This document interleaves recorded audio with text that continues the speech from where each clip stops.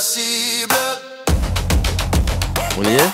On est parti. Eh ben c'est parti. Alors épisode numéro 1 du podcast Cast and Target avec notre premier invité. Donc écoute, merci Benjamin, merci beaucoup d'être venu. Franchement, c'est très gentil de ta part. Quelle chance on a de t'avoir comme parrain pour notre projet à Vince et moi là. Franchement, merci, c'est trop cool. Surtout, merci à vous et de me faire l'honneur d'être le premier invité de votre podcast. Ah C'est à moi de vous remercier, c'est pas vous. Écoute, merci. Et puis salut Vince, Salut. ça va bien? Ouais, ça va, ouais. Écoutez les mecs, ce que je vous propose en fait, c'est l'idée, c'est bien sûr de rencontrer Benjamin, hein. Alors Benjamin, il est bien connu dans le milieu du tir quand même en France, hein, clairement. Mais il y en a pas mal de questions à te poser, mine de rien, pour te connaître encore mieux, pour connaître un peu ton actualité et aussi pour voir quels sont tes projets et qu'est-ce que tu souhaites faire là à court ou moyen terme. Et on souhaite aussi te connaître à travers différents sujets, les sujets d'actualité qui touchent notre univers de la passion du tir et des armes. Et donc pour ça, on va commencer donc par l'actu des armes et du tir.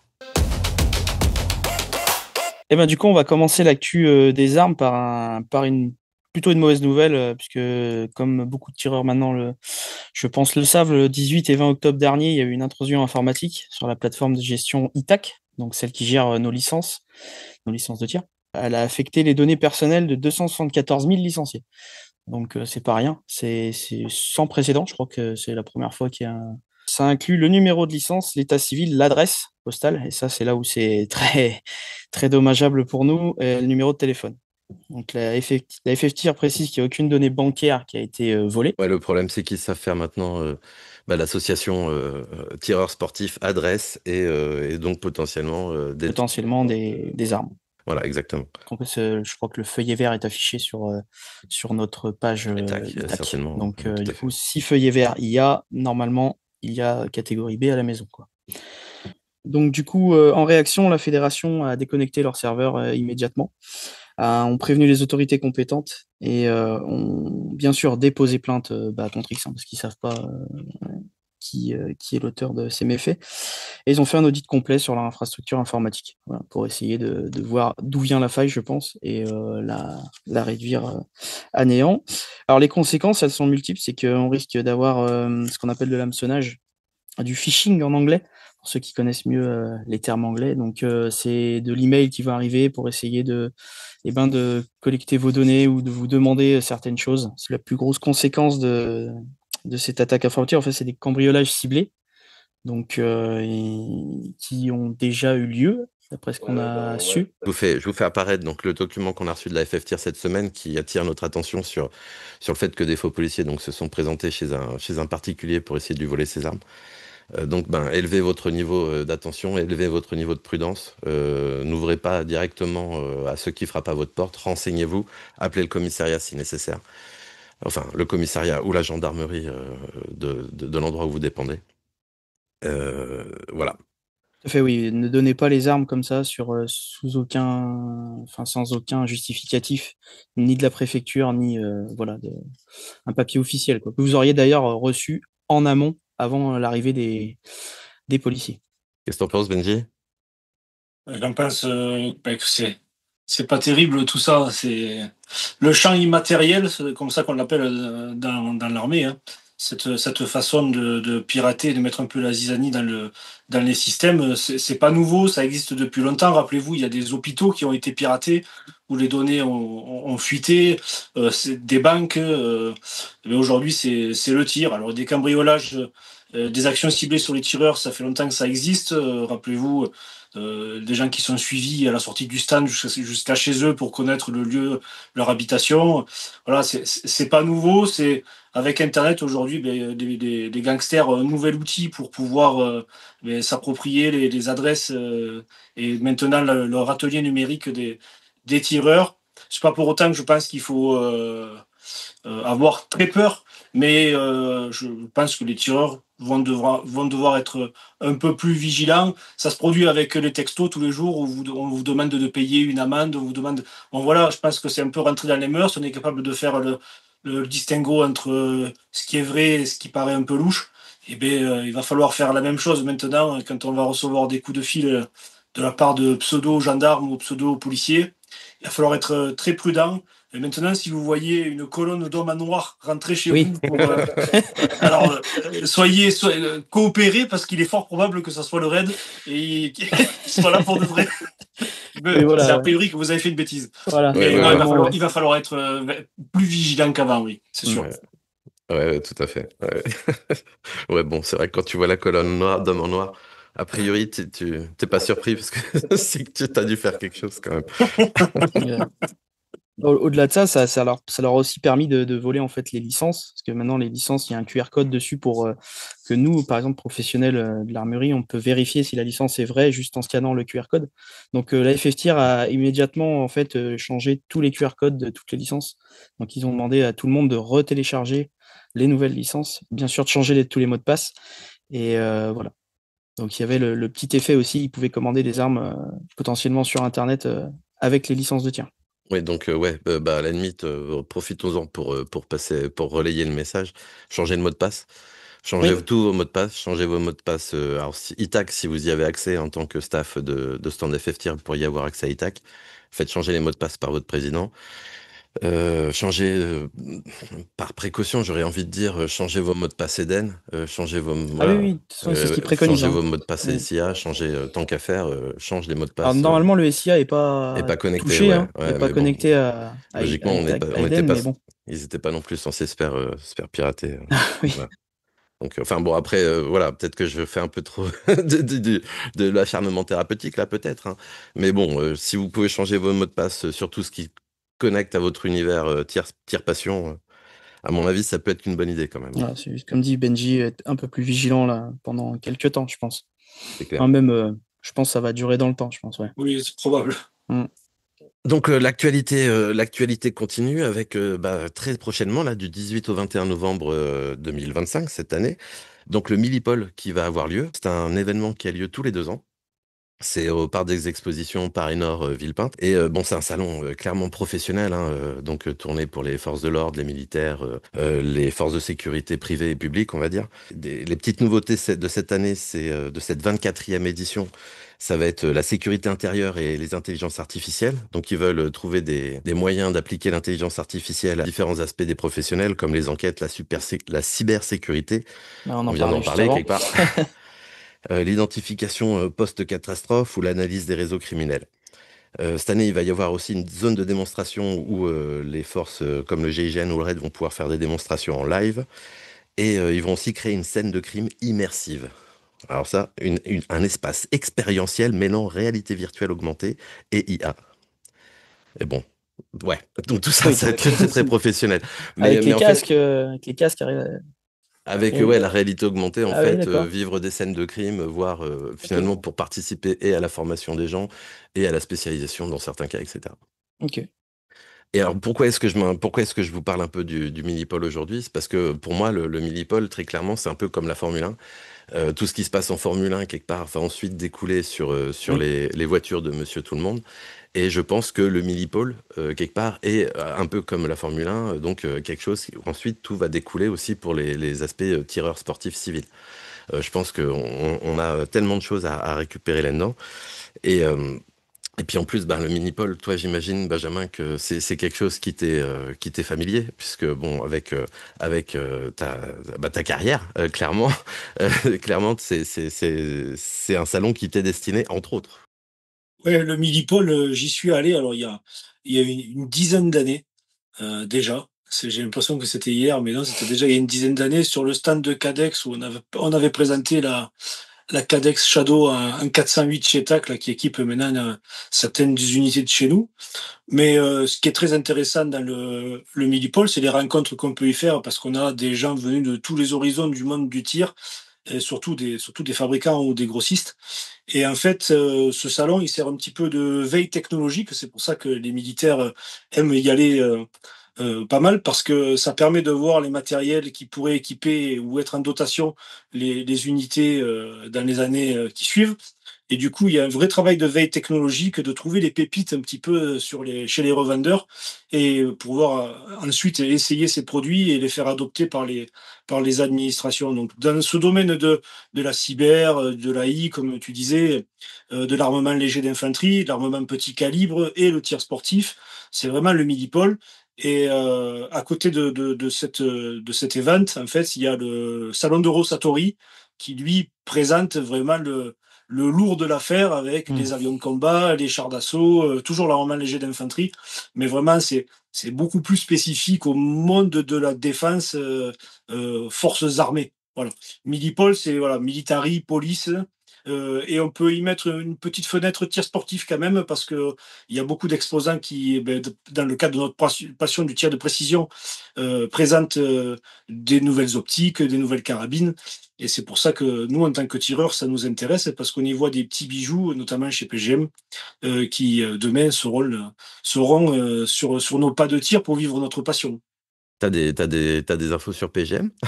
T'as un spoil à faire? Non, j'ai aucun scoop, mais je sais que chaque année, il y est. Ils y sont, Et ouais. il y avait dévoilé, si je dis pas de bêtises, sa Mini E4, Ouais, sûrement. Ouais, sa tout à fait. 10. Voilà, quand il a quelque chose de nouveau, on profite d'un salon, d'une opportunité pour le montrer au grand public.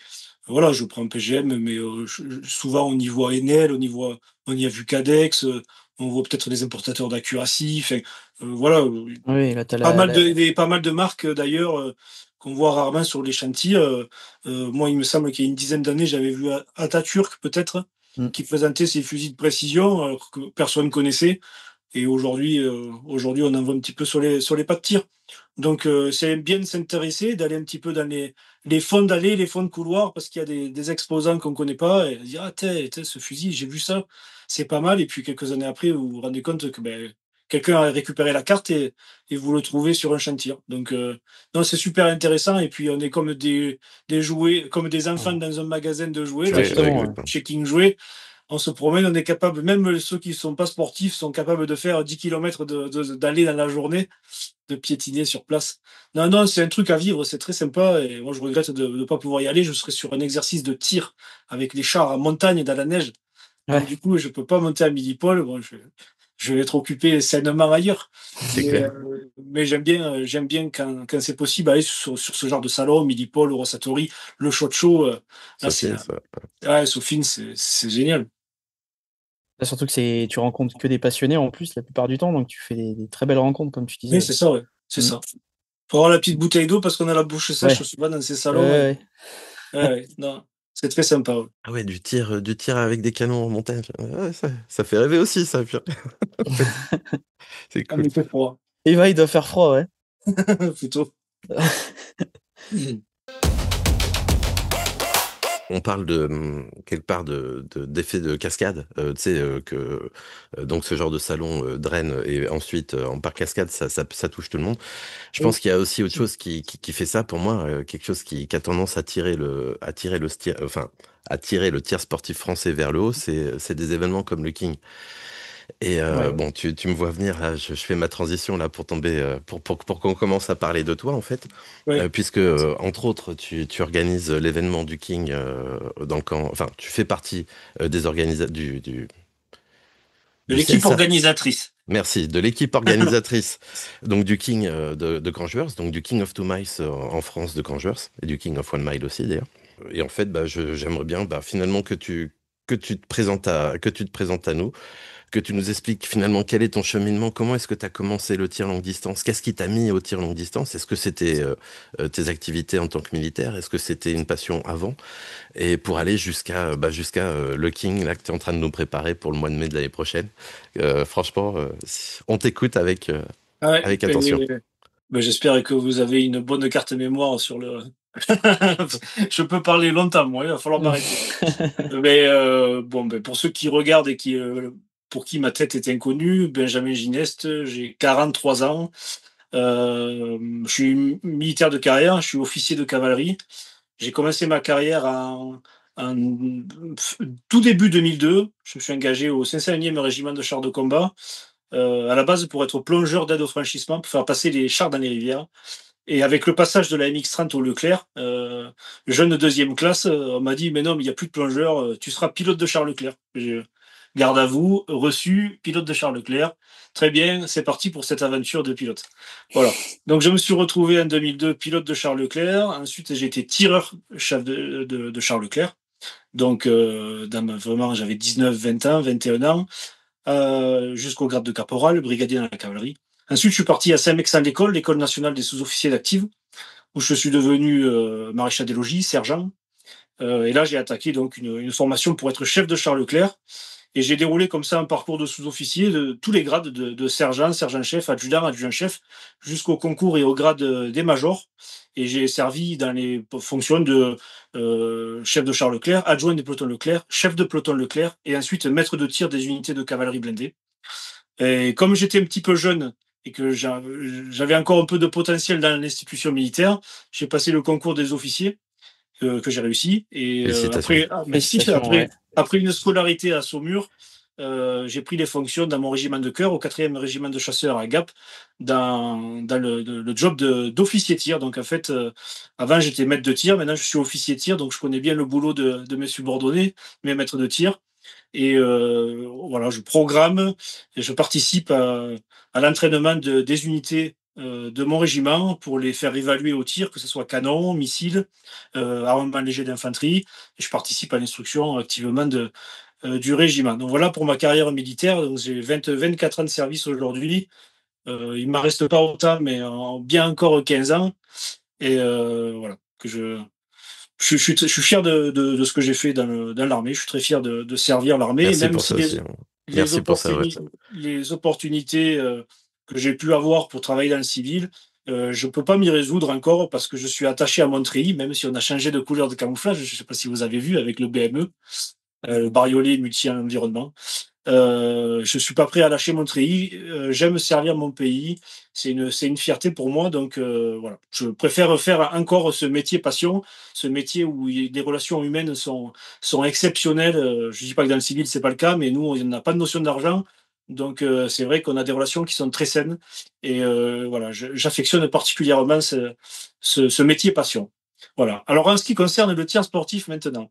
Quand j'étais jeune, j'avais une carabine à plomb, une 4.5. C'est la seule chose que j'ai réussi à faire acheter à mes parents parce que j'étais déjà vraiment passionné par les armes. Et le mercredi après-midi, ma mère m'a porté chez l'armurier du coin et je passais tous les après-midi à regarder les armes sur les râteliers sans pouvoir y toucher. À 16 ans, j'ai pu avoir ma première licence de ball-trap. Donc, je me suis un petit peu amusé au ball-trap à côté de chez moi parce que je suis natif de Montpellier, donc j'ai vécu entre Sète et Montpellier. Et il y a un gros ball-trap à Poussin, qui est très connu des tireurs de ball-trap. Et j'ai pu y faire un petit peu mes armes voilà, avec ce que j'avais sous la main, donc du ball-trap. Quand je me suis engagé dans l'armée, ça a été la libération. J'ai pu enfin toucher des FAMAS, des ANF1, des 12-7. Et là, j'ai pu vivre ma passion du tir pleinement jusqu'à ce que je sois affecté au premier régiment de chasseurs d'Afrique à Canjuers, quand j'étais sergent. Et il y avait une section de tir longue distance. Ça fait très longtemps qu'elle existe, c'est peut-être 25 ans, c'est une des plus vieilles sections de tir longue distance françaises. Et moi, je regardais les Kettner, je regardais les bouquins de SP avec toutes les carabines, ça me passionnait, mais ça me paraissait totalement inaccessible, comme beaucoup de débutants aujourd'hui, hein, quand ils veulent pratiquer le TLD. Et puis, je suis allé à la première séance découverte, c'était il y a 20 ans. Et je crois, tout le temps de mon affectation à Canjuers, j'ai pas loupé une seule séance de tir. Tellement j'ai trouvé un monde de passionnés, des anciens qui m'ont épaulé avec bienveillance, qui m'ont un petit peu appris les ficelles du TLD. On avait les premiers logiciels de tir qui marchaient peu ou prou. C'était un peu un carnage. On mettait 10 coups pour toucher à 1000 mètres. On avait des tables de papier avec JBM et les radars chroniques en fonction de l'angle de passage du soleil. On n'avait pas les mêmes vitesses. C'était la foire d'empoigne. Hein. Mais on était super fiers de toucher les gongs à 1000 mètres. Et là, on avait fait des tirs expérimentaux à 1500, 1700 mètres avec l'ancien patron du CSA, Armand Herzberg. C'était vraiment les tirs. Waouh, c'était exceptionnel, quoi. Ouais, c'était exceptionnel. Ah ouais, mais donc, t'as ouvert la voie. Hein, parce que... Et là, on est en quelle année à peu près? On est en 2005. 2005, d'accord. Donc, on n'est pas encore sur ton premier record du monde, là. Non. J'ai commencé le TLD bien avant bien avant les tirs à très longue distance. C'est venu aux alentours de 2012-2013 où on a commencé à se faire construire sous l'impulsion de Bruno Put. On s'est fait construire des 408 JTAC sur des crosses Big Mac, Macmillan Big Mac et des actions Lawton. Alors c'était trouver les balles, trouver la poudre, c'était n'importe quoi. C'était bah, ouais, mais là, c'était du prototype, là, c'était Ah vraiment, oui, expérimental, là. ouais, voilà, c'est ça. Et voilà, à Quingers, on était peut-être une dizaine, peut-être pas une dizaine, mais pas loin, à s'être fait monter des gros customs comme ça. Et puis de fil en aiguille, ben, on se perfectionne, on y arrive et les résultats sont prometteurs et on avance comme ça. Et moi, j'ai commencé, ma première arme, c'était une RPA sur une Cross Accuracy International, un 6.5-47. Et Bruno m'avait fait aussi une 300 mag. J'avais deux carabines. Qui était fantastique. Je les ai plus aujourd'hui, hein. Ouais, mais c'était bien sympa. Ces premiers customs, toujours avec du Armeca dès le départ. Voilà. Bruno, je salue, qui va sûrement regarder la vidéo. Il y a un ami que j'estime beaucoup. Voilà, et voilà. Donc ça a commencé comme ça, du tir longue distance récréatif, entre guillemets un peu expérimental, à tâtons, avec ce qu'on trouvait, ce qu'on avait sous la main. Et puis voilà. Ça c'est quand même énormément démocratisé le TLD. Aujourd'hui, tous ceux qui s'initient, ils ont directement les bons logiciels de tir, les bons composants de rechargement, les bonnes poudres, les bonnes balles. Ça va beaucoup plus vite pour ceux qui démarrent aujourd'hui que ce qu'on a pu vivre il y a 20-25 ans en Oui, arrière. c'est On a beaucoup plus commencé accessible. Même au le niveau, TLD.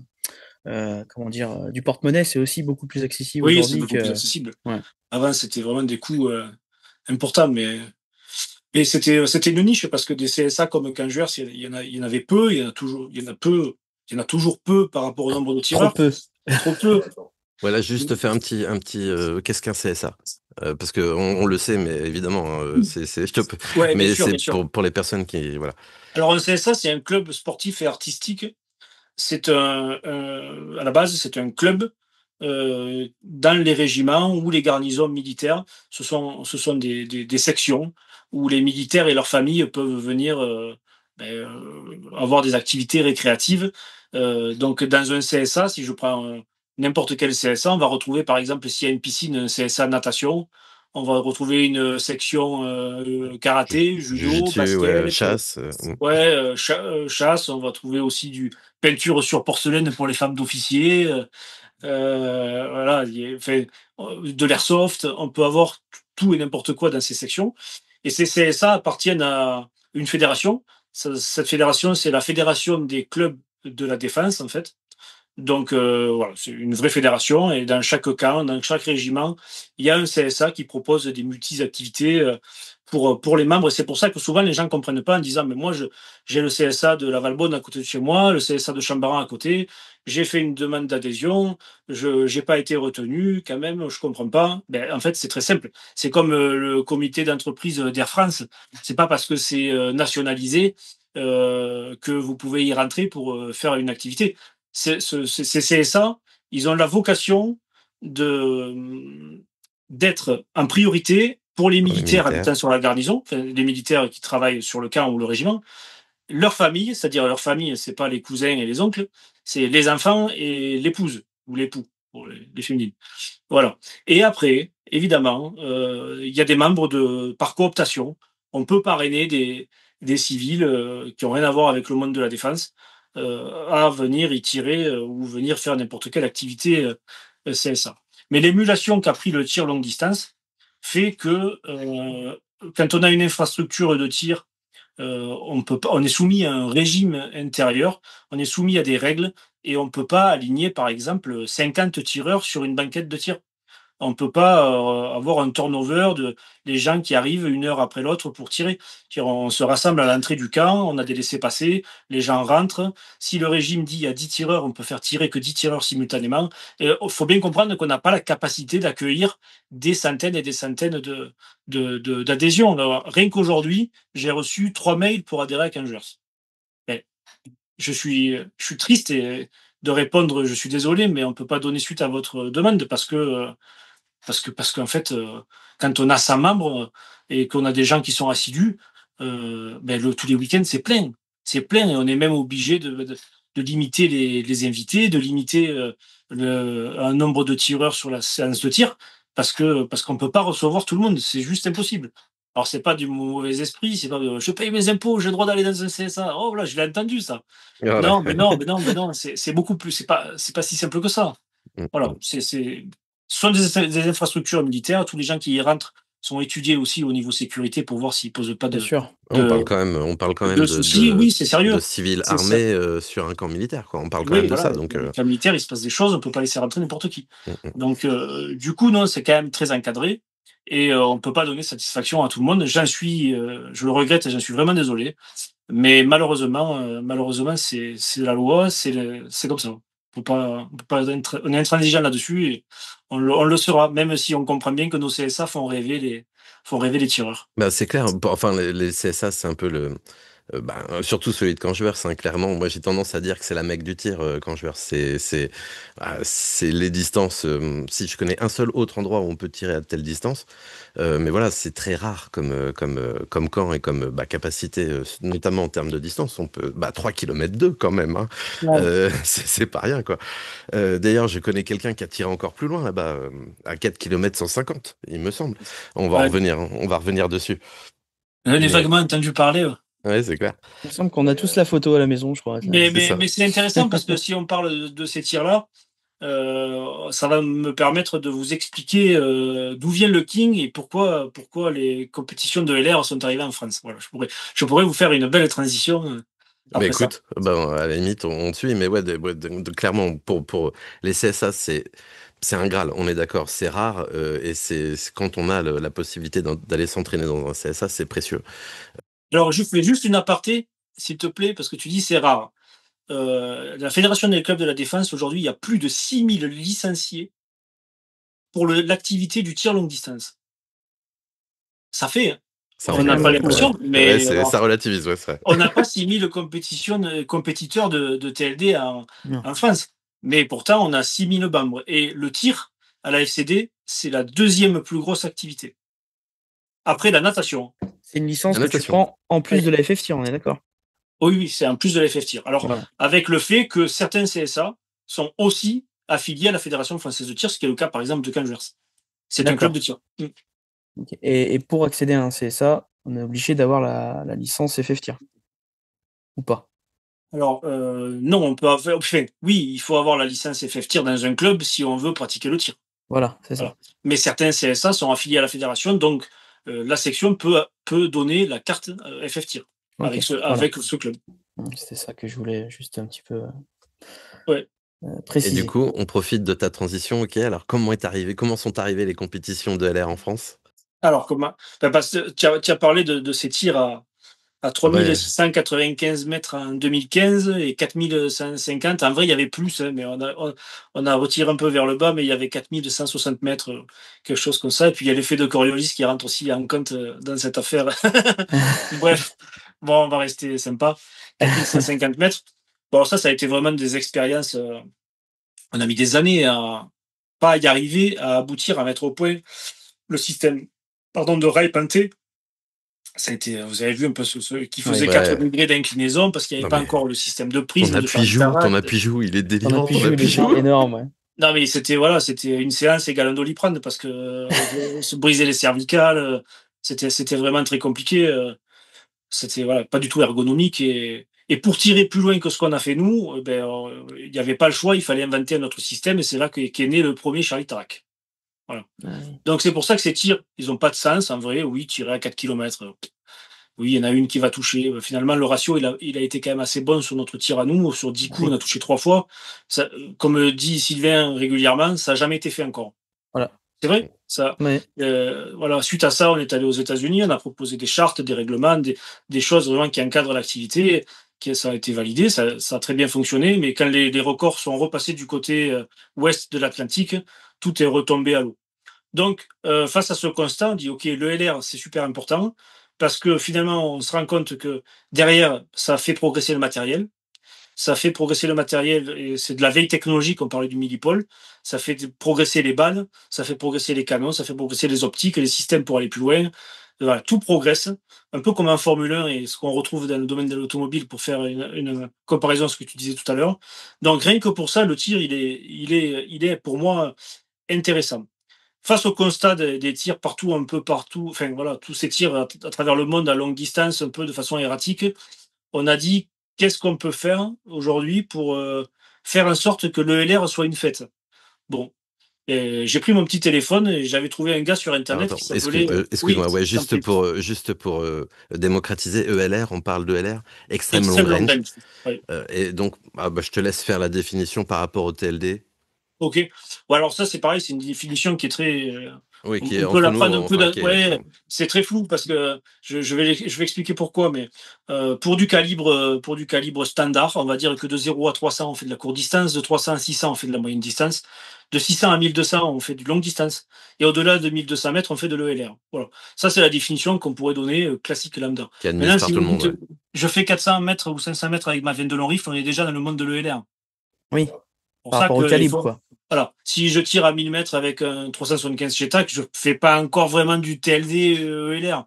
Donc voilà, on essaie, c'est difficile de mettre une définition pure et dure.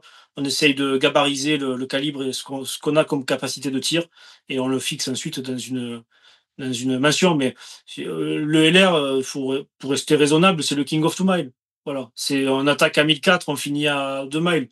Là, on est dans le monde de l'ELR. Après, on a fait une compétition de 22 long rifle où on va jusqu'à 600 mètres, évidemment, c'est de l'ELR aussi. Le record du monde en ce moment, 22 long riff, c'est 470 mètres. Mais parce que le record du monde tel qu'il est, c'est assez particulier. Il faut 3 Ouais, impacts consécutifs sur une Ouais, il cible y a des vierge règles. filmée. ouais. Donc, tu vois, il faut que la cible soit vierge, il faut qu'il y ait 3 impacts consécutifs, il faut que ce soit filmé dans une compétition officielle. Donc, évidemment, il y a des gens qui auront tapé plus loin que 470 mètres, Ah oui. évidemment. Mais par contre, faire ces conditions-là, 3 impacts consécutifs, là, le record pour l'instant est à 470 C'est mètres. la prime à la régularité. C'est ça. Et c'est l'idée qu'on a eue, donc après ces tirs en 2015, 2016, on s'est dit: «Bon, ben voilà, maintenant, c'est vrai que pour le monde du tir sportif français, c'est vrai que ça fait pas mal de bruit au niveau com». On s'est dit: «Tiens, il y a des Français, ils tirent à 4 kilomètres, c'est incroyable». On a un petit peu volé la vedette, aux autres pays européens et même, à l'étranger. Aux Et Américains, du coup, on s'est dit: aux «Bon, ouais, Américains, on c'est peut le ça». dire. Paul Oui, Phillips, on peut dire, bon, ça l'a chauffé quand même. ouais, bien sûr, bah, après, bon, il nous a ridiculisés, mais il a des moyens qu'on n'a pas, et puis, il n'a pas reproduit ses tirs, Paul. Oui, ouais, non, c'est une de mes questions, ça, justement. T'inquiète pas, je vais revenir là-dessus. Heu, mais bon, bref, voilà, pour le fun, pour le dire de le faire, hein, c'est déjà super. J'ai même vu les gars de C'est la Gauloiserie là, publier cette semaine une Oui. vidéo 1000 mètres à la veine de leur rifle. Bon, ben voilà, c'est un beau challenge, c'est fun, je les ai félicités, c'est cool, c'est rigolo, et il faut le faire, c'est très sympa. Donc suite à ça, on a dit: «Mais qu'est-ce qu'on peut faire maintenant?» Vu qu'on a le vent en poupe, un peu les caméras sur nous, qu'est-ce qu'on peut faire pour, amener quelque chose au grand public du TLD? Ça, c'était la vraie question.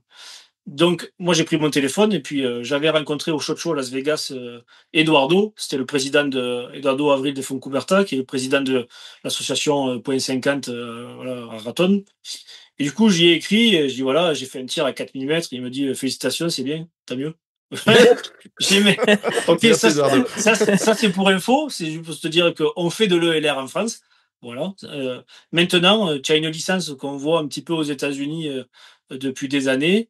Est-ce que tu accepterais de nous la remettre, pour la France, pour qu'on puisse organiser quelque chose pour le grand public? Là, il nous a dit: «Oui», de suite. Voilà. Donc, de cette idée, on a dit: «Bon, ben voilà, on a des infrastructures pour organiser un King of Two Mile». En aparté, on a aussi les infras pour faire, ça n'existait pas le One Mile à cette époque. Pour faire, une autre compétition, pour donner l'envie de passer au Two Mile. Aujourd'hui, je mettrais un bémol là-dessus parce que finalement, c'est 2 compétitions complètement Différente, ouais. différentes, et on n'est pas obligé de faire, l'un pour aller vers l'autre. On peut rester sur le One Mile, c'est très bien comme ça. Mais ça n'existait pas. Donc on a créé le Master of 2 kilomètres, une licence, que normalement vous devriez revoir incessamment sous peu, voilà, parce que c'est fun.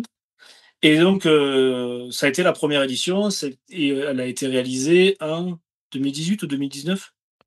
J'avais 19, fait... je pense. C'est 19. Ouais, 19. C'est Bruno qui avait gagné le Two Mice. Ouais, il avait tout gagné.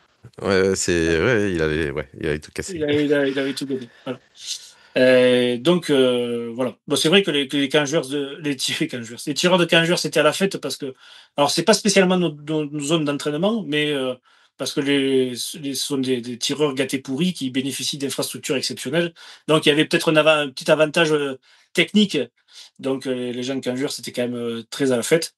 Aujourd'hui, c'est moins le cas parce qu'avec l'émancipation du TLD et la capacité à s'entraîner qui est pas parfaite, mais qui quand même C'est a vraiment. bien évolué Ouais, ça, aussi. ça a amélioré. Eh bien, on a des gens qui sont bons aux quatre coins de la France et partout en Europe et qui viennent nous mettre des dragées et nous tenir la dragée haute Ouais, à c'est clair. Canger Ouais, qui aussi. viennent vous manger les.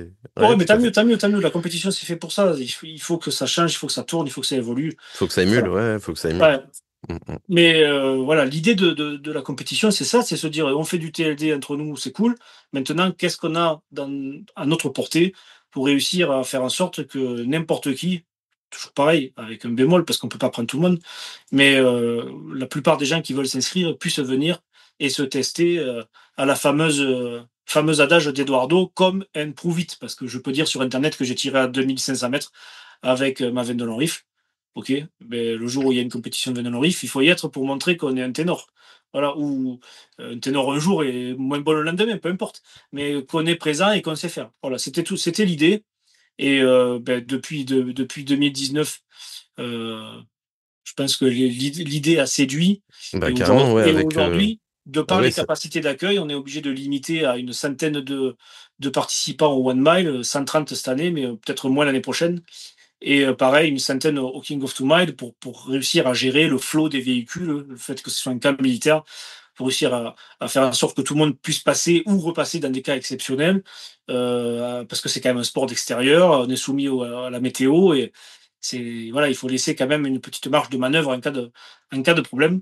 Et là où moi je me félicite particulièrement, c'est que suite à ces Kings, suite à voilà, au fait que les partenaires nous suivent et que d'année en année on arrive à réaliser ces compétitions, et ben d'autres font pareil avec le Lord of Steel, avec des compétitions, les NRL, les machins, les trucs. Voilà, c'est comme des petits champignons. On a mis la première graine et puis maintenant tout le monde en fait. Le prince Achilles. Ouais, et ça c'est chouette parce que ça permet à tout le monde s'ils peuvent pas en faire une, ça veut dire ben voilà, j'ai raté les ventes de l'année et je pourrais pas faire de compétition. Ben non, en fait, il y en a plein un peu partout à la Choquette. Maintenant, j'ai vu, il y en a partout. Et voilà, ça, le pari est gagné. J'aimerais qu'il y en ait encore d'autres disciplines. On en reparlera. Mais Bah, voilà, je- Ça voilà, va venir. en quelques ouais, années. je pense que c'est plutôt encourageant quand on voit là ces dernières années le Precision Rifle qui se développe, le NRL là qui débarque, comme tu dis, cette année. Oui, en l'espace de 10 ans, je pense qu'on l'a vu tous les trois. C'est pas parfait, comme tu dis, mais clairement, ça, c'est beaucoup plus simple. Le nombre de domaines privés ou enfin, de Oui, capacité à les tirer vraiment loin, ça s'est quand même vraiment amélioré. Comme tu dis, Ouais, les compétitions. Alors, les Kings restent pour moi de la Formule 1, mais les Lords, quelque part, sont plus access, on va dire. Voilà, c'est un autre format de compétition. Ça se tient sur une seule journée et grosso modo, tu vas traiter toutes les cibles, ouais, c'est même très si tu as bien. raté la première. Donc c'est un format qui est un peu différent, si tu veux, et qui est un peu plus, alors sans que ce soit péjoratif du tout, Il est un peu moins sélectif. voilà, un peu plus populaire, j'allais dire, tu vois, voilà, ben, tu vois, exactement. Mais c'est chouette. Le format, il est super parce qu'en fait, ben voilà, tu viens avec ta boîte de cartouches. Tu sais que dans tous les cas, même si tu fais pas un podium, tu vas repartir la boîte vide. Tu vas C'est tirer. ça, ouais, c'est Et ça. voilà. ça, c'est vachement bien. Et on pourrait dire que oui, le King, de ce côté-là, c'est un peu élitiste, ou malheureusement, ben, on sait ce qu'il faut pour aller à la suivante, on sait ce qu'il faut faire, quoi. C'est ça, il faut impacter pour pouvoir passer à la suivante, sinon tu peux Ouais, rester et passer toutes tes balles à faire, et tu ne marqueras des points en plus que si tu l'impactes aux 3 premiers coups. Donc on est sur un autre format, mais en même temps c'est intéressant parce que justement voilà, c'est la Formule 1. C'est Ouais, c'est vraiment le king, quoi. voilà, c'est le king. C'est pas voilà. et du coup, là, quand même, parce que bon, en général, comme tu le sais, moi, je tire pas seul, je suis toujours avec soit Hugues ou mon épousaille, Alix, qui avait peur que je parte voir ma maîtresse, là, donc du coup, elle est venue voir si j'étais là. Ah, salut Alix. Salut. Bonjour. Voilà. T'inquiète, on te le rend tout à l'heure. Bah, c'est- Pas de souci. Voilà, donc voilà comment est née l'aventure Master of 2 kilomètres, et ensuite on a changé la licence parce que Eduardo a créé le One Mile. Donc du coup, on a collé avec la licence, on est parti sur le One Mile. Mais comme je disais, on a cette licence en sous-marin, en sous-main, là, je veux dire, du Master of 2 kilomètres qui est un peu dans le même esprit que le Lord, avec il faut toucher, on peut aller à la suivante sans passer par la première, un peu comme en Sicile aussi. Voilà, c'est plus populaire, on va dire, et ça permet de créer moins de frustration chez le tireur qui a payé une semaine d'Airbnb, la restauration, le trajet, la route, les munes. Je comprends que les gars, ils ont envie de tirer. Je comprends bien. Ouais, c'est clair. Ouais, non, mais c'est bien parce que oui, c'est en effet des remontées qu'on peut avoir quand on fait les Kings. Et c'est bien que tu nous dises tout ça en fait, tout à fait. Je voulais revenir un peu sur un passage qu'on a passé un peu vite, ton record du monde, quand même, parce que bon, bah, pour moi, enfin, j'avais ta photo sur mon frigo, tu vois, Ouais. et je suis beaucoup plus vieux que toi, on est d'accord, mais t'étais sur mon frigo parce que voilà, le premier a tiré à 4150 mètres, a réédité le tir. J'aimerais bien, si ça t'embête pas, si tu veux bien nous faire un petit focus pour qu'on connaisse l'histoire comme si on avait été là, quoi. Ce serait cool. Ouais. En fait, c'est un beau jour. Il était une fois. Mais comment on fait pour Euh, se dire, les mecs, je vais, Allez, on fait je vais, ça. je vais fumer tout le pont, Voilà, je on vais fait faire ça. encore plus loin, quoi. Comment, non. qu'est-ce, Euh, Armand Eresberg, qui était l'ancien responsable de la section de Canjuers, tirait déjà avec son Chetak. Il avait un 375 Chetak. Bon, il essayait des balles sud-africaines, il essayait un peu tout ce qu'il arrivait à trouver. C'est comme je disais tout à l'heure, c'était la Fort C'était d'Ampogne. compliqué, ouais. On regardait, à 1000 mètres, c'était bien, à 1500, on n'en voyait plus. Et puis, il me dit un jour, il y a Bruno, il vend une Chetak. Ouais, ouais, pourquoi pas. Donc, nous voilà partis chez Bruno. Et puis, il me sort une carabine. Attendez, celle du record, hein, une Loton 8000 avec un canon en 32 pouces, 32 ou 34 pouces, 32 pouces le premier canon, Lothar, au pas de 13, Cross Macmillan Big Mac, voilà. Voilà, 408 Chetak. Je dis, mais que tu l'as fait quand? De quand vient ce fusil? Enfin, d'où provient ce fusil? Il dit, je l'ai fait à un gars qui avait vu le film Shooter. Il avait trouvé ça génial. Et il a fait faire un 408 Chetak. Voilà. Il l'a gardé chez lui, il a pas tiré une cartouche. Bon, bah, je l'achète. On verra bien. Ça, c'était déjà ouais, en 2012-2013. Et donc voilà, nous voilà maintenant la recherche des munitions pour tirer un Chetak.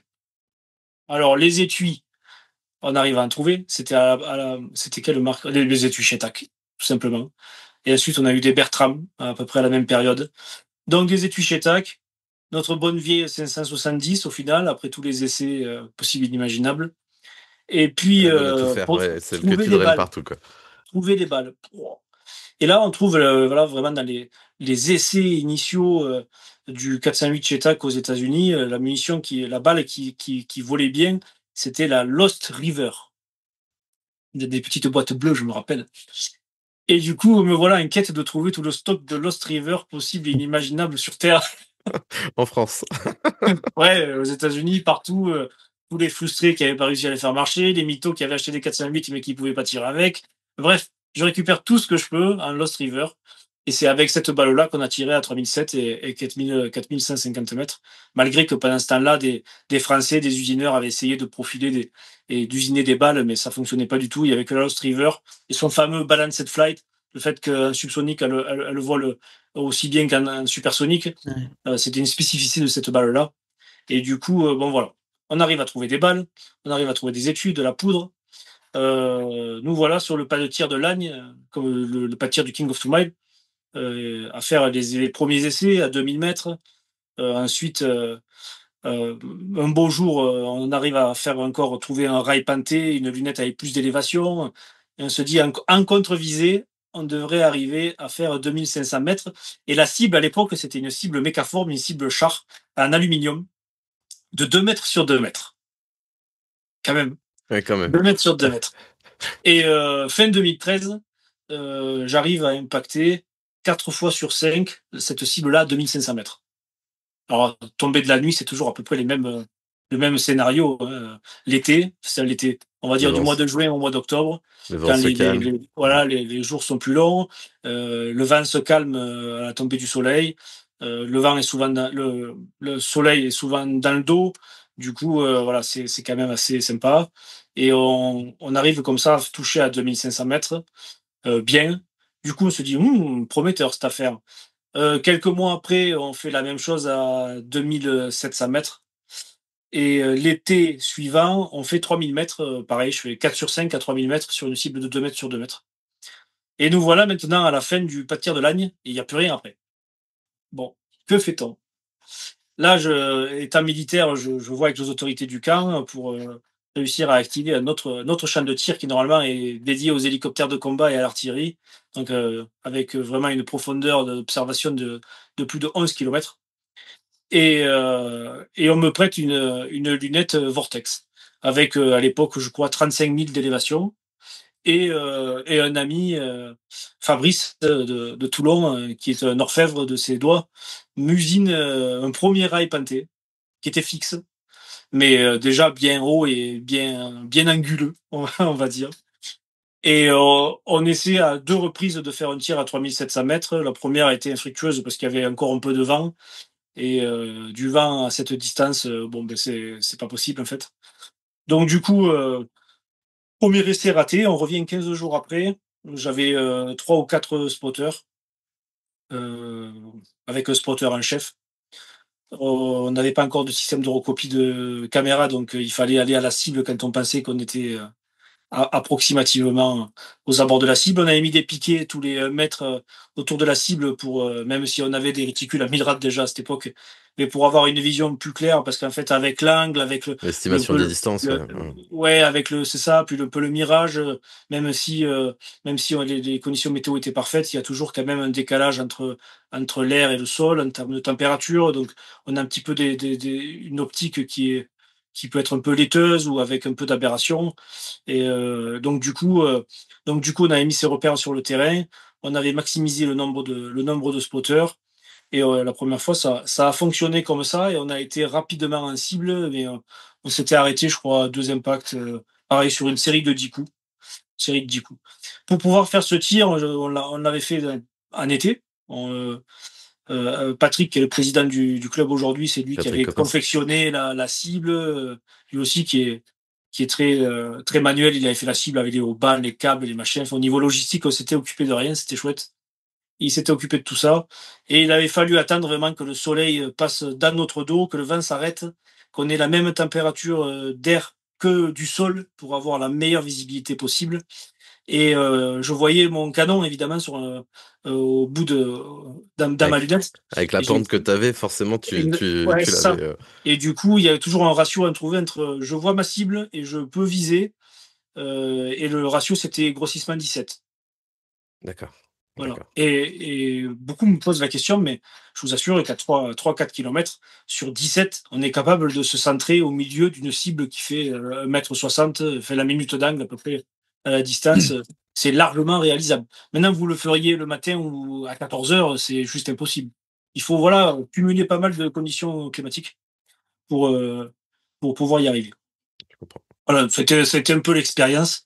Les logiciels de tir, que ça soit Applied, Strelok ou tout ce qu'on utilisait déjà à cette époque, étaient quand même beaucoup moins performants qu'aujourd'hui. Le vol de la balle en transonique, en subsonique, bah, Il était totalement il inconnu. décollait complètement Il de. savait pas de quoi il Voilà. parlait, là, c'est clair. C'est clair.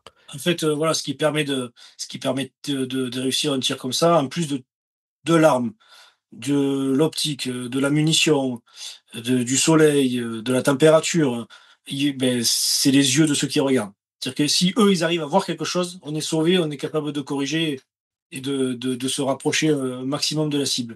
Si on a de l'herbe haute ou qu'il a plu 1 heure avant, Ouais. l'affaire elle est rectifiée, c'est pas possible, on n'y arrivera pas. Donc la deuxième fenêtre de tir, elle a été très concluante. Donc c'était vraiment quand on a pensé qu'on était à la cible, on a vu la fumée derrière. À 2 reprises, on est allé avec les 4x4 pendant 20-25 minutes de route pour réussir à aller à la cible. C'est toujours ça. Et, Sur les et- pas de tir, alors la ouais, balle, elle y va très très vite, hein. Mais alors nous, si on veut aller voir la cible, bon Dieu, à chaque fois, c'est... Enfin, ouais, 8 secondes, hein, 8 secondes, je crois, pour, de Ouais, 8 secondes mémoire, de vol. temps de vol, on était 8 à peu près à secondes 8. de temps de vol, t'imagines, t'as vraiment le temps de... J'avais le temps de tirer, ouvrir la culasse, remettre une cartouche, hop, sans chambrer pour pas faire monter la température, mais remettre une cartouche et attendre d'avoir les corrections pour balancer immédiatement la deuxième. D'accord. Pour Oh, putain. minimiser en fait cette fenêtre de tir où entre deux coups, il peut y avoir une petite rafale de vent, un petit truc qui fait que la correction devient caduque par rapport à ce qu'on m'a donné Mmh. 10 secondes avant. Donc maximiser le potentiel au chargement, tir pour gagner du temps. Donc là, c'était la tombée de la nuit, on est allé à la cible, on a vu 2 impacts, on a fait la fête, on a dansé.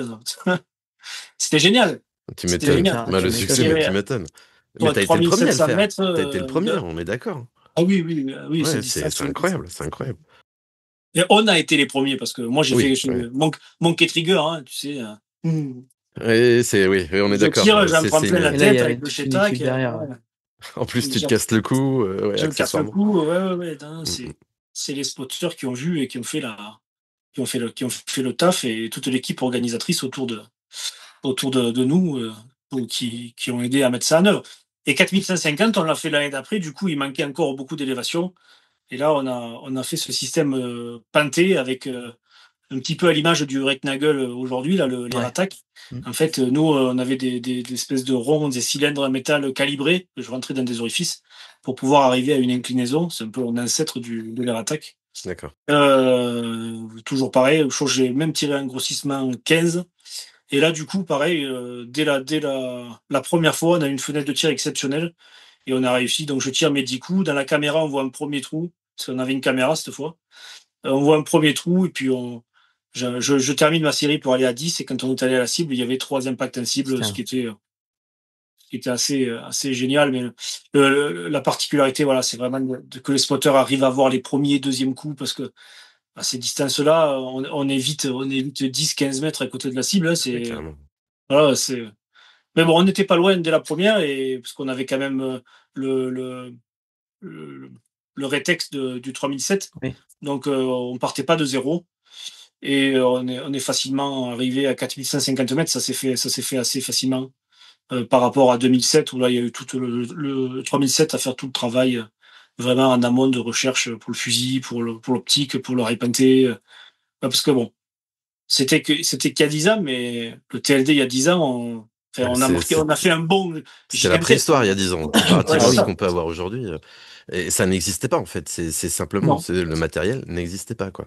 Mais par manque d'infra aussi, hein, parce que le TLD il y a dans la vision du tir sportif, le TLD c'est le sniper, c'est le militaire, voilà. Et nous on a voulu transformer cette image en, En ben, sport. en sport, en montrant qu'en fait on veut essayer d'atteindre des choses exceptionnelles de façon sportive, pour que ça donne l'envie et l'émulation aux autres, que demain on arrive à créer des compétitions sportives. Et c'est pour ça que moi, par exemple, je mets un point d'honneur au CSA à interdire les tenues multicam, les tenues de chasseurs, parce que je veux que ça soit Monsieur Tout le Monde qui aille faire du TLD et qu'il amène ces vertus sportives pour en faire un sport.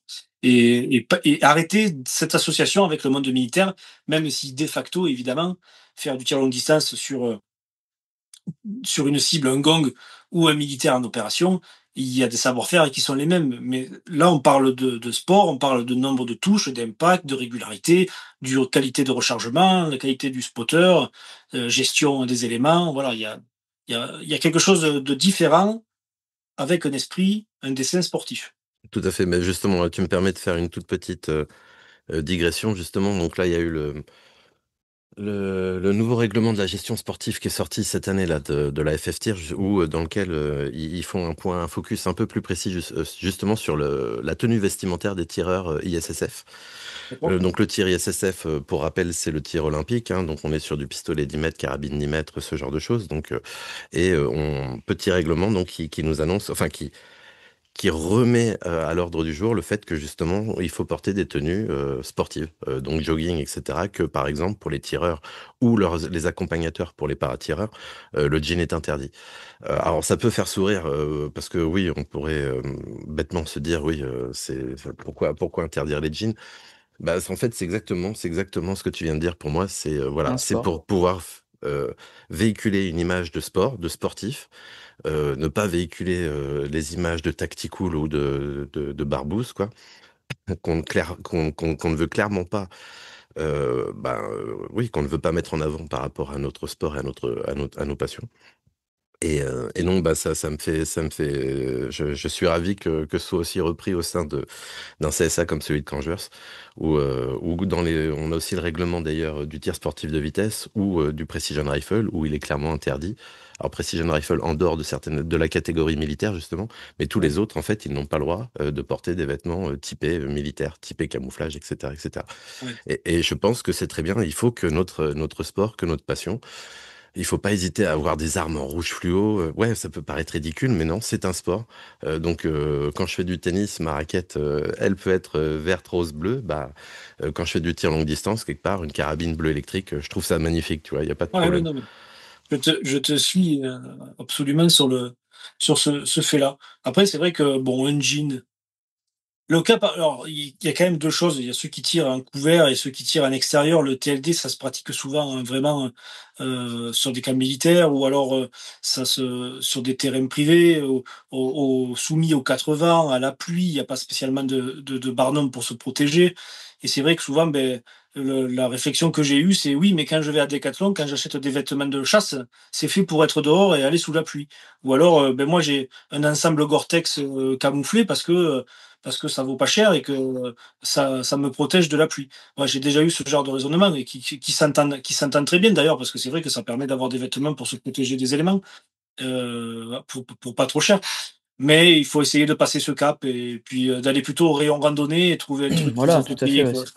ce que j'allais dire, il est pas obligé d'avoir du camo, quoi. Certains le disent.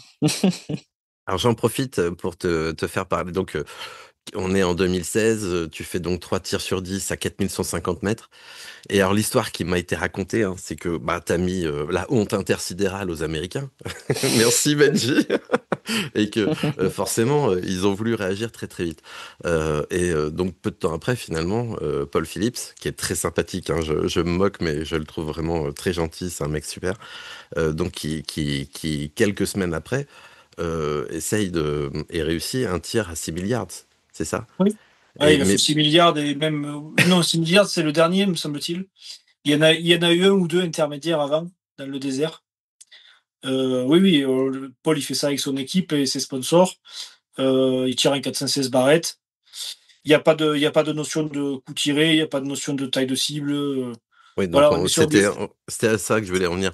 Il n'y a pas de notion de je tire 10 coups, j'en réussis au moins non, plusieurs pour valider mon truc. non, Là, non. c'est je tire potentiellement plusieurs Mais je crois dizaines. que oui, oui, c'est plusieurs dizaines, oui. C'est plusieurs dizaines, je touche une fois, mon record est validé. Ouais, c'est un Voilà. record, oui. Donc Benji, Il merci. faut le il Merci faut le d'avoir fait ça en il faut le voir 2016, comme des sincèrement. tirs fun, c'est devenu fun. Alors, autant ça avait un caractère, peut-être pour certains, pas pour nous en tout cas, mais sérieux, ces tirs à très longue distance, à 4100 mètres ou les autres à 5000 ou 6000 yards.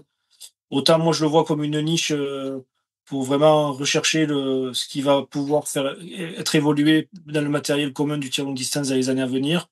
Et surtout, je le vois comme une vitrine qui a permis de montrer ce sport comme étant quelque chose de sportif, de recherche de la performance, qui nous a permis de récupérer la licence du King et de mettre la graine du TLD et de l'ELR en France. Pour moi, c'est ça le plus important. On dit, oh, t'as tiré 4 km. N'importe qui, aujourd'hui, on lui file une arme, on met un montage air attack, un prisme Night Force, on lui met une cible à 4000 mètres et puis il va y arriver. Un jour, il va y arriver. Oui, C'est pas, voilà, non, voilà, maintenant, ce qui compte, c'est qu'on ait les kings, qu'on ait les lords, tous ces machins, le master et du matériel.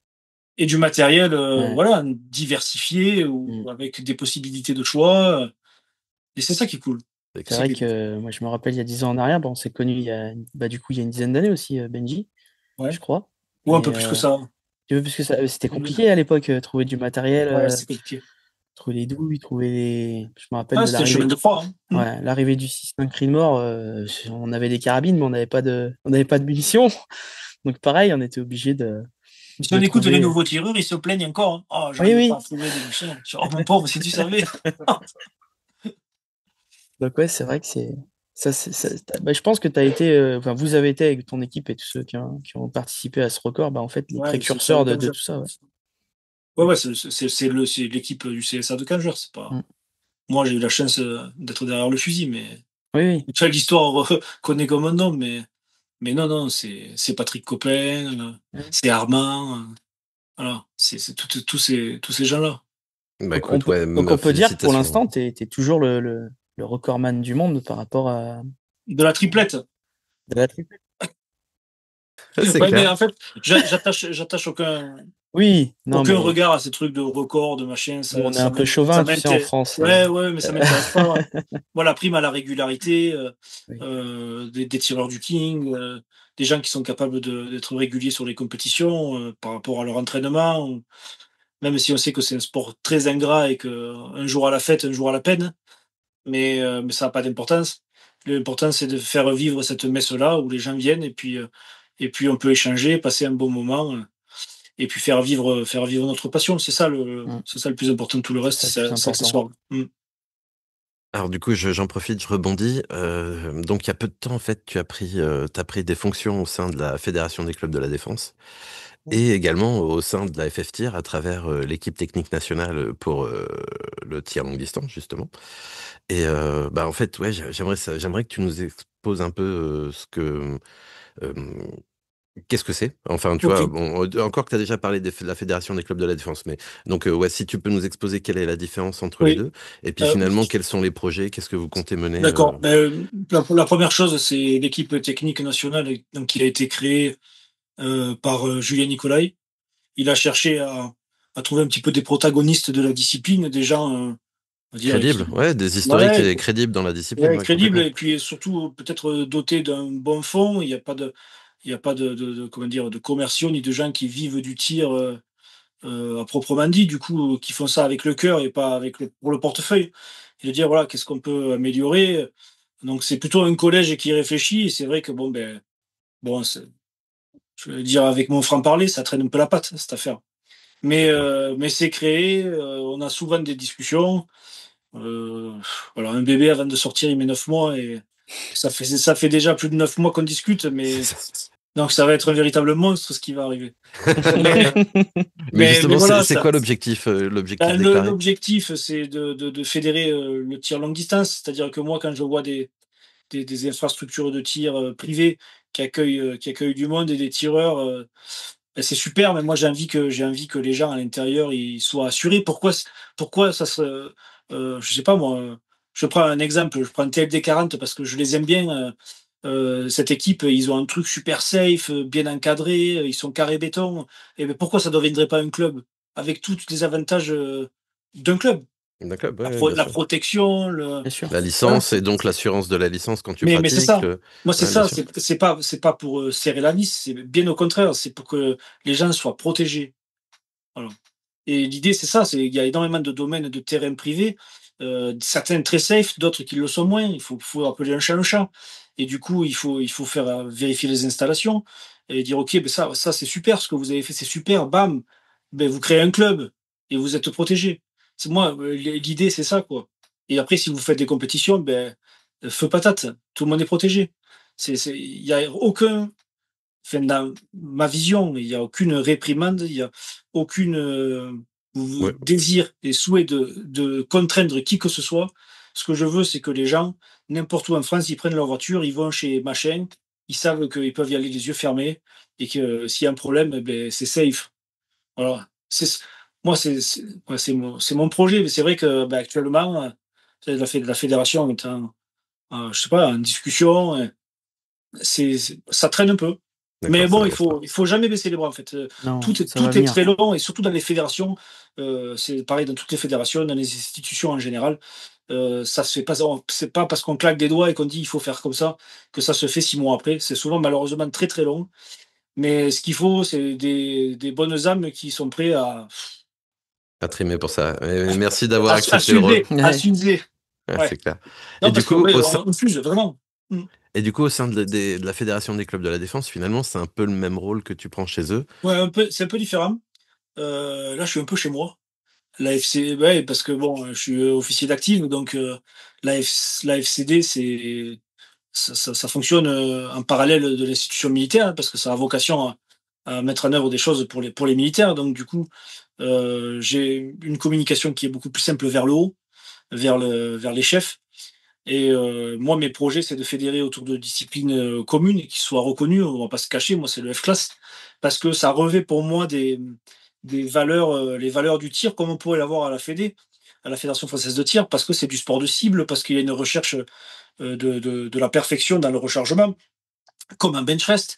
Il y a une notion de point, il y a une notion de tir, c'est quelque chose qui est encadré, qui existe dans énormément de pays. Enfin, et je sais que les tireurs de LR, quand ils essayent le TLD en général, le TLD, le F-Class, ils sont emballés. Et quand ils font une compétition de F-Class, ils disent quand est-ce qu'on fait la prochaine?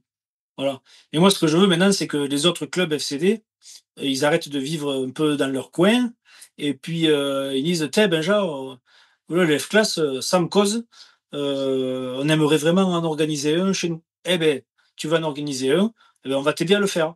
J'ai des shot markers, on va essayer d'acheter des shot markers, mise à disposition des shot markers, le règlement, on t'explique comment ça marche. Tu es maître chez toi, mais tu mets en place le règlement officiel de l'ICFRA pour la pratique du F-Class. Et comme ça, si on arrive à mettre en place des F-Class un peu partout, on pourrait y inviter des tireurs qui ne sont pas CSA, s'il y a la place de les recevoir pour faire ces compétitions.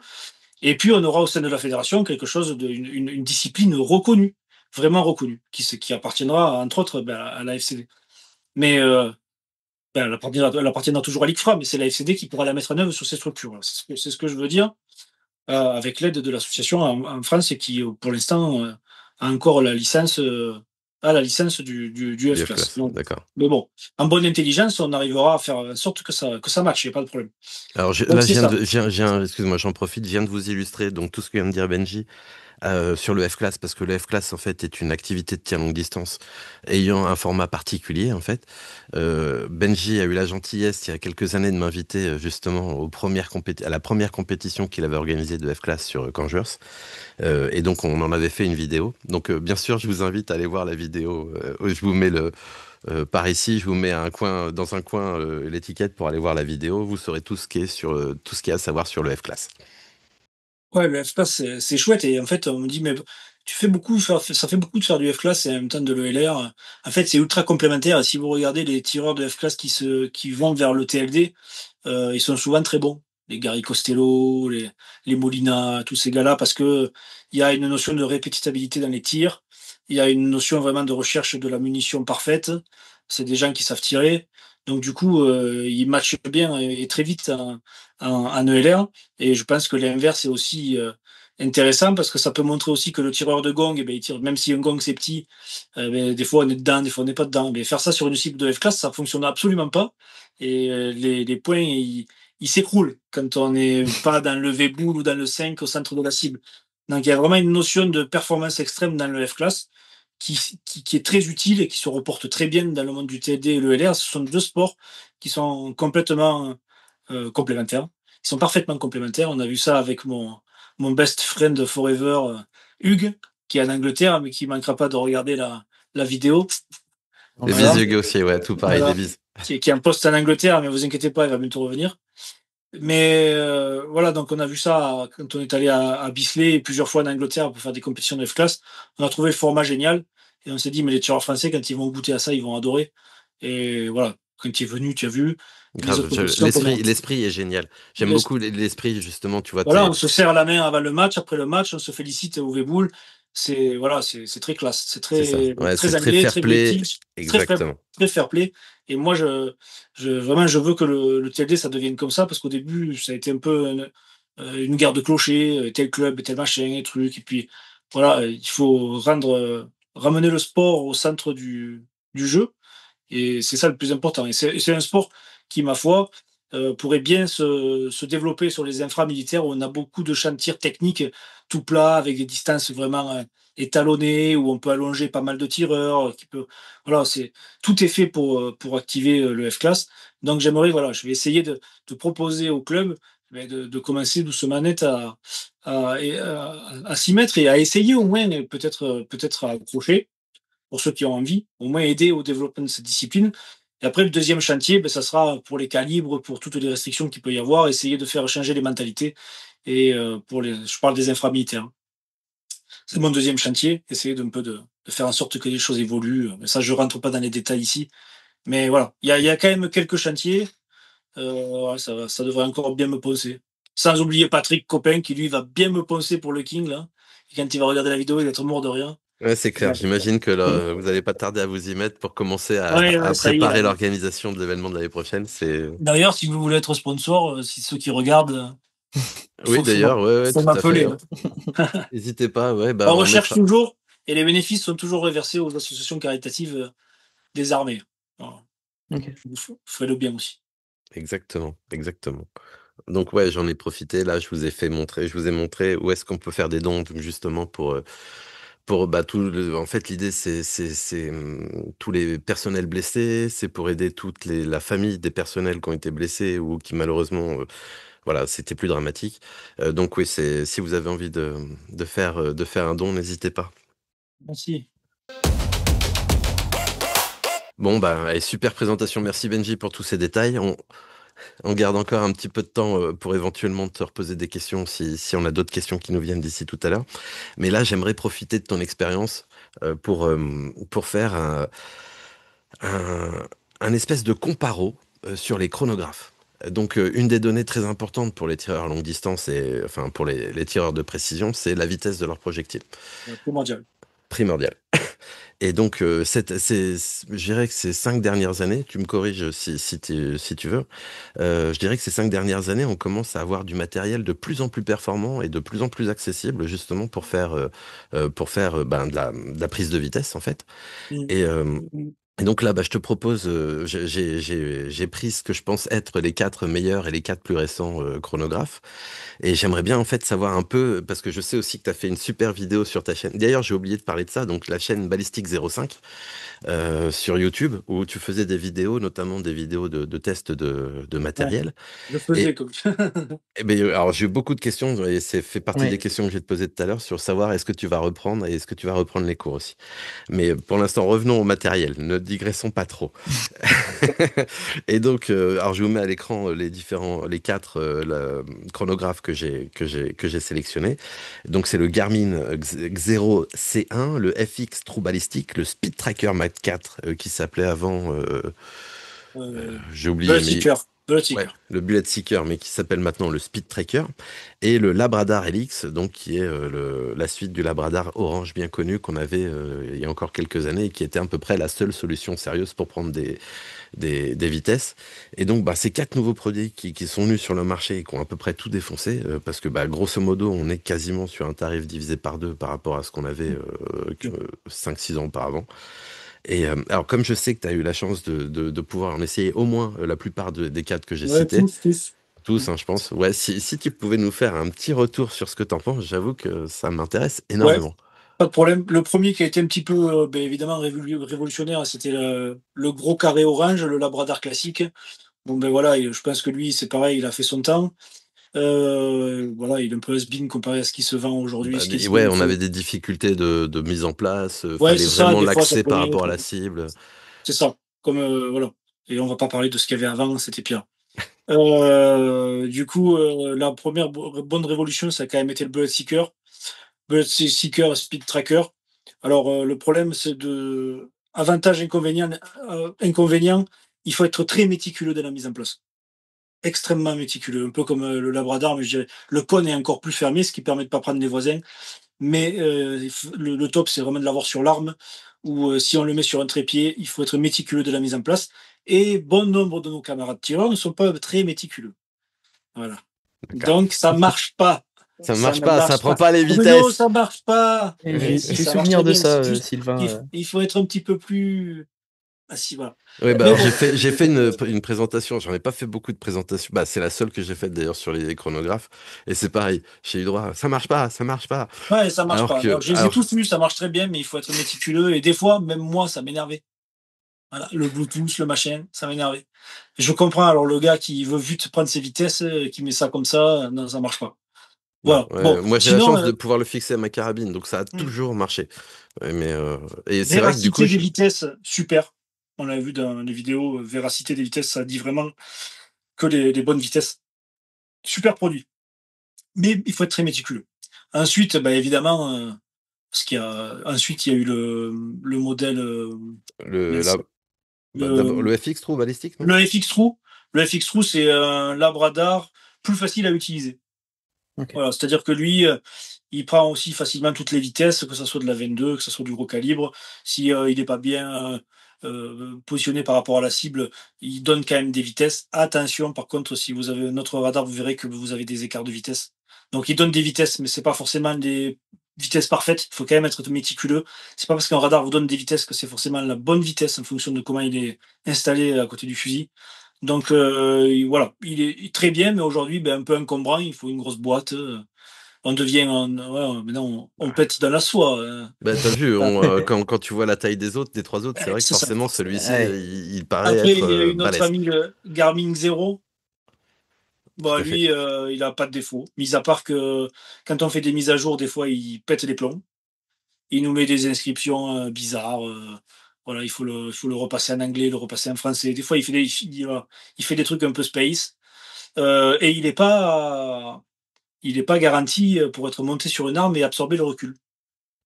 D'accord, d'accord. D'accord. Ça, c'est le gros hic, parce que maintenant, sur les compétitions de LR, voir sa vitesse au moment du tir, ben, ça permet de discriminer une balle qui s'est échappée en termes de vitesse. C'est Et ça, ça, c'est si. super intéressant. Et le Garmin, il le fait très bien. Mais s'il pète, il n'est pas censé, il s'est marqué dans la notice, hein, il n'est pas recoil proof. Voilà, c'est ça. Ok.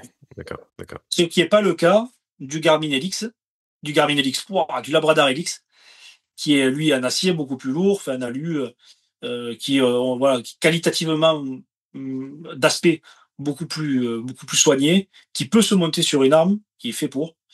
Il est en couleur, il prend les vitesses comme le Garmin, il donne des coefficients balistiques, chose que fait pas le Garmin, je Ça, c'est bien crois. ça. Voilà, Euh, mais attention, il donne des coefficients balistiques, ça c'est pour moi c'est l'argument de vente en plus. Concrètement, si on lit les coefficients balistiques qu'il donne, si vous les utilisez en réel, ben, non, venez pas aux compétitions. d'accord. Faut pas. Non, non, ça Non, il marche faut pas en fait. savoir les exploiter, les travailler, comprendre, et puis vous verrez que bah, c'est vrai. On n'est pas on est, un bon CB voilà, vérifié par Apple et un truc comme ça, c'est quand même plus sérieux que un simple un bon G7, ça vaut mieux que aller regarder ce que dit le Labrador. Voilà, Ok. mais très qualitativement, donc si je dois en retenir deux aujourd'hui, le Garmin et le Labrador. Si j'ai des vitesses à prendre parce que je suis tireur longue distance récréatif, bon ben le Garmin. Voilà. Ok. D'accord. Si je veux un truc solide parce que j'aime un peu les trucs, j'aime ce qui est beau, j'aime ce qui est bien fait, ben le Garmin. Le Le Labrador, Labradar. Le Labradar du coup. il D'accord. va pas, hein, voilà. Ouais, d'accord. Ouais, bah en plus, vu le tarif, les différents autres tarifs, donc là, j'ai été faire un petit tour sur Internet pour voir les tarifs. Le Ouais, Garmin, on c'est est à 100 balles. 605. Ouais, même pas, je l'ai trouvé à 10 euros d'écart. Le Ouais, Garmin, j'ai trouvé à 650, ça doit être chez Lavo. Et le Labradar à 660. ouais. Bon, bonnet blanc ou blanc bonnet. Hmm. Ouais, c'est Après, ça. si vous voulez le monter sur l'arme, peut-être mieux prendre le Labrador. Ok. D'accord. Voilà. Parce que, Surtout que On le se Labrador, on retiendra. l'a en Bluetooth avec le téléphone aussi, on peut. C'est chouette. d'accord. Et par Mais contre, j'ai vu le deux speed très bons tracker en produits. ce moment, juste Bruno fait fait un coup en ce moment. Le speed tracker est passé à 595 euros. Donc, Ouais, si le moins cher pour l'instant des trois, c'est celui-ci, chez Armeka. De toute façon, Armeka est le seul à le distribuer, logiquement. ouais, Donc, ouais. et par contre, le FX est à 945 euros. Non, je donne les tarifs, c'est aussi pour les gens qui nous écoutent en podcast, hein, parce que je vais Ouais. les afficher, on est d'accord à l'écran, mais pour les gens qui nous écoutent en podcast, voilà. Donc, en fait, bah, tu nous proposes ceux qui sont tous les deux, qui sont, on va dire, les tarifs intermédiaires, donc 650, 660 euros entre le Garmin et le Labrador. Donc, ouais, c'est un bon, il y a un bon coup à faire quand même là. Oui, il y a un bon coup. Vous ne serez pas déçus. Et en fait, bah, du coup, je profite encore de toi pour faire un peu le même genre d'exercice, justement, sur les lunettes. Parce que, bon, souvent, alors j'imagine qu'on doit te poser souvent la question, qu'est-ce que tu conseilles pour commencer le TLD, du matériel, etc. Moi, systématiquement, la réponse que je donne aux gens, c'est quasiment c'est la lunette qui est le plus important. Parce que tu peux tirer correctement avec une bonne lunette et une carabine médiocre. L'inverse est faux. Tu peux avoir une super carabine et une lunette médiocre, ce sera une catastrophe à l'arrivée. Enfin, tu as le droit de relativiser ce que je dis, hein. Mais donc, pour moi, voilà, l'élément le plus important dans son setup de tir, c'est la lunette. Et du coup, on a pléthore de lunettes qui sont mais topissimes, mais qui sont très très chères. On est d'accord, là, on tape vraiment dans du gros budget. Et donc, je te mets en face, en compétition, donc la Steiner M7XI, la Night Force Attack Air, la Zero Compromise 527 et la Vortex Razor pardon, HD Gen 3. Donc, que je fais apparaître à l'écran encore une fois. Bon, toi, j'imagine que tu dois les connaître. Je t'ai pas mis la Schmitt Bender, j'aurais pu, Sauf hein. la dernière Vortex. La Razor Gen 3? Ouais, moi j'ai eu la Gen 2, donc T'as eu je la connais Gen pas la 2, Gen toi. 3. Je pourrais pas émettre d'avis sur cette lunette parce que je l'ai pas utilisée. Par Alors, je contre, te, je te toutes les l'enlève autres, je et je les ai te eues. mets, je t'enlève la Razor, pas de problème, et je te mets la Schmitt Bender PM2 que tu Ouais, dois forcément connaître. oui, je connais bien. Et donc voilà, qu'est-ce que tu nous dirais sur ces 4 lunettes-là, alors, du coup? Alors, comme tu m'as dit de pas en parler, je vais parler de la Vortex. Vortex, moi, j'en ai eu beaucoup. J'ai eu énormément de gammes Vortex. Je suis plus du tout fan de ces lunettes parce que je les ai utilisées sur des gros calibres, le truc qui se rallume. Et en fait, j'avais sans arrêt les tourelles qui se dévissaient, le zéro stop qui bougeait. Enfin, elles sont très lourdes. Par contre, c'est vrai qu'en qualité optique, c'est propre. Voilà. Mais c'est très. Voilà. Ça me convenait pas. J'ai arrêté Vortex. Attention, ça reste des bonnes lunettes, c'est pareil. Je dis pas de mal. Mais Après, ça me convenait. l'avantage, c'est vrai que bah, alors, là, on tape dans le très haut du panier, mais Vortex a tendance à proposer des produits, on va dire, assez accessibles financièrement et Oui. une garantie qui est relativement intéressante, hein. Ouais. Là, je te laisse me confirmer, Vince, mais a Oui, priori, Oui, tout on à est oui, fait, sur oui, une ouais, garantie à garantie. vie. c'est une garantie à vie. Ouais. Ouais, Voilà. tu vois, donc, mais ouais, j'entends par contre, évidemment, vu l'utilisation que t'en fais, t'es quand même un des gars qui utilise ses armes le plus dans l'extrême, clairement en France. Je peux comprendre que ouais, ça peut, que tu J'ai utilises tiré beaucoup le à SAV. 4 millimètres avec une Vortex, hein. Mm. Avec la Gen 2, ouais. Parce que Avec la ouais, Gen 2. elle avait pas mal, elle avait énormément d'élévation. Mm. Voilà. Mais après, même la Gen 2, il fallait la revisser en permanence, elle se dévissait, elle perdait le zéro. Enfin, c'était. D'accord, Mais d'accord. bref, voilà. Moi, j'y suis passé, j'ai plus de Vortex. Schmitt et Bender PM2, alors ça, c'est le classico des classicos, hein. C'est la lunette, je pense que la plupart des vieux tireurs, tout le monde l'a eu. Euh, Voilà, On en a on n'est tous eu jamais, une, on quoi. n'est jamais déçu. En qualité Mm. d'image, évidemment, bon ben, aujourd'hui, elle a un petit train de retard par rapport aux dernières nouveautés du marché. Maintenant, elle n'est pas excessivement chère. Ça reste encore un rapport qualité-prix très bon. Elle a que 26 millièmes d'élévation. C'est de tête, hein, j'ai pas relu avant, je t'ai même Mais pas dit. je Ouais, corrigerai c'est s'il ça. faut, t'inquiète, il n'y a pas de Ouais, problème. Je donc mettrai à 26 l'écran. millièmes d'élévation. Ouais, bon, c'est du classique, on peut y aller, T'es les yeux d'accord avec moi? fermés. Est-ce que tu dis, enfin, moi, la vision que j'en ai, c'est, je trouve que Schmitt et Bender, là-dessus, ils se sont un peu endormis sur leur laurier. La PM2, ça fait un moment qu'elle existe Ouais. quand même. Elle aurait pu être un peu upgradée, quoi. Voilà, Ouais, ils pourraient c'est faire ça. un effort, la taille des tourelles, le nombre de tours pour pouvoir monter. Enfin, Ouais. commence à être sur une architecture qui est vraiment vieillissante. Alors, Ils, topissime, hein, topissime, mais ça mériterait d'être mis au goût du jour, quoi. ils l'ont fait sur leur modèle High Power. C'est vrai que les derniers High Power et tout, c'est canon, hein. C'est canon. Et puis les systèmes de tourelle MTC avec le click franc tous les millièmes et tout. Ah, moi, ouais, là, non, Schmitt et Bender, c'est pareil. J'ai un peu. J'ai eu C'est les passé. MTC et puis à partir de là, j'ai arrêté les Schmitt et Bender. D'accord. J'aime bien la 525 PM2, c'est une valeur sûre et qualité-prix. Je sais pas combien elle vaut aujourd'hui. Vince, t'as une idée? Euh, On j'ai pas coupera si tra- tu sais pas. Ouais, il faut couper là. Attends, je vais regarder vite fait. Parce que je les vends pas, les Schmitt Mender, moi. Je suis Non, mais resté. moi, je m'étais arrêté à 2 700 €, un truc comme ça, mais peut-être aujourd'hui, Je c'est pense qu'elles monté. sont passées à 3000, ouais. Ah Bon, ouais, je vais Ouais, je juste pense que vérifier ouais, et on tout a coupera. augmenté depuis l'année dernière là, avec l'inflation. Laisse bon, à tomber, 3 000 les gens. euros, on est encore dans le match. Mais Ouais, t'as raison, ouais, puisque là, tout ce que je t'ai cité, Steiner 3005, Night Force 3650, Zero Compromise 3950, et la Vortex Rager Gen 3 3600. Ouais, Donc 3600, c'est un petit peu plus normalement, mais 3600, c'est un peu plus? c'est un peu plus que 3600. D'accord. pas une Vortex? Ouais. Bon, ben voilà. La La Gen 3, question, hein. elle est vite répondue. La Gen 3, bah, tu pourras passer la voir au magasin si tu veux la Gen 3, Benji. Non, ça va, ça va. Et non, mais voilà, PM2 valeur sûre, on peut y aller les yeux fermés. Mais voilà, en termes de qualité optique et tout, c'est quand même, ça a perdu un peu de sa superbe, quoi. D'accord. Mais Ouais, c'est Mais c'est c'est Power. ils dorment un peu trop sur. Ouais. Night Force, pardon, Steiner en premier et Night Force en dernier. Steiner M7XI, j'en ai encore une. Euh, c'est une lunette que j'aime bien. Elle est en clockwise, donc j'aime moins aujourd'hui. Je me suis habitué au CCW, donc j'utilise plus trop. Alors là, Euh, juste pour oui, Clockwise, c'est le sens pour tourner de l'étoile, rotation, c'est horaire ou anti-horaire. exactement. Donc maintenant j'ai que de l'anti-horaire. Donc les horaires, ben, je les mets un peu au rebut. Euh, après c'est pareil, sensation de clic sympa, ergonomie sympa. Par contre, qualité optique, par rapport à ce qui se fait aujourd'hui, c'est pareil, ça a perdu de sa superbe. On est nettement un clic en dessous des autres grandes marques. D'accord. Mais Ouais, ça reste une valeur sûre, fiable, solide. La valeur du millième, c'est la valeur du millième. C'est du costaud. Non, on peut y aller les yeux fermés, hein. ouais, mais je suis d'accord. Quand glisse mon œil dedans, je trouve qu'elle est laiteuse Enfin, Là, il y a un petit voile que tu je n'auras trouve pas qu'il y a avec d'autres. un peu un voile blanc qui rend les couleurs Ouais. un peu fades. Mm. Quand elle était proposée aux alentours de 2005-2007, elle était dans le match. Là, je ne sais pas combien elle vaut aujourd'hui. 3005.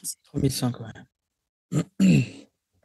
Après, je suis pas. Ils vont pas m'aimer, les distributeurs, mais depuis toujours, je dis ce que je pense, hein. Je suis désolé. Ouais. Ouais, non, mais de toute façon, puis c'est l'idée Mais du c'est. podcast, hein. Bah Après, ouais, quand hein. les choses sont Après, bien, on c'est dit l'idée. qu'elles Moi, sont bien. je cache pas, j'ai eu des sponsors, et maintenant que bon, ben, financièrement, dans la vie, ça va mieux, et ben, je m'en libère. Je m'en suis libéré pour m'acheter que ce que je veux et que ce que je pense être le meilleur matériel qui me convient. Je me suis libéré totalement des sponsors. J'en veux pas.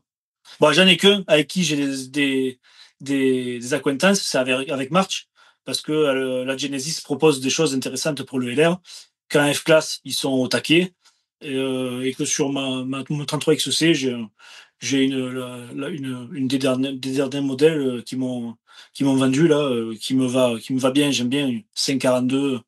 Voilà. Et puis je m'entends super bien avec la marque, on a d'excellentes relations. C'est pour ça que je continue à utiliser du March et surtout, je trouve les produits très, très intéressants. On n'en voit pas assez sur les pâtes. Après, voilà, Est-ce sinon, je suis lié à personne maintenant. est-ce que c'est une légende urbaine que pour moi, la March, donc parce qu'on parle d'une lunette qui est très particulière, puisque en plus donc d'avoir des clics, elle est dans un berceau qui Ouais, permet comme si elle avait son rail pentable, on va dire, à ouais, c'est demeure.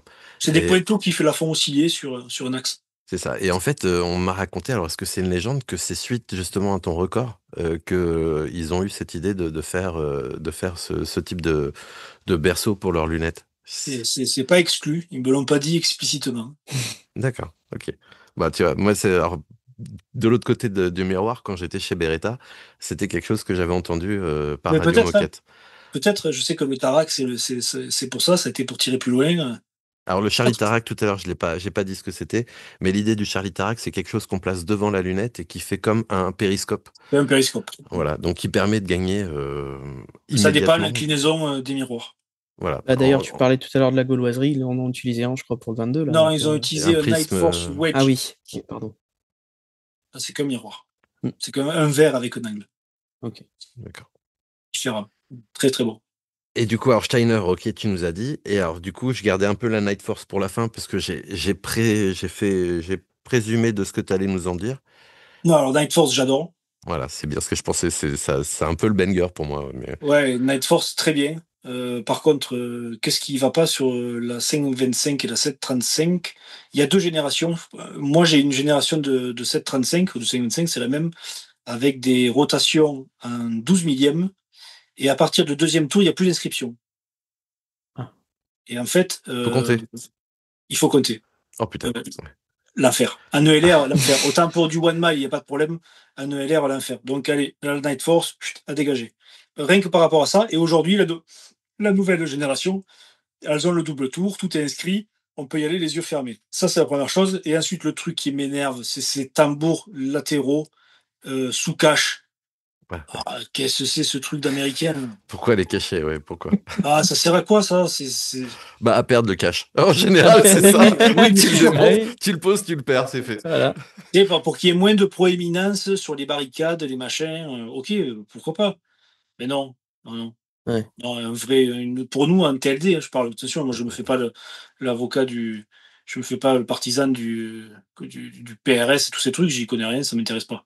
Mais pour le TLD et le LR classique, non, on a besoin d'une vraie tourelle avec des clics bien francs, que quand il fait froid, des fois on peut manquer de sensibilité, il faut sentir passer les clics. Non, non. Là, ils ont déconné. Bon, il y a des caches qui existent maintenant qu'on peut visser par-dessus, qui donnent une grosse tourelle.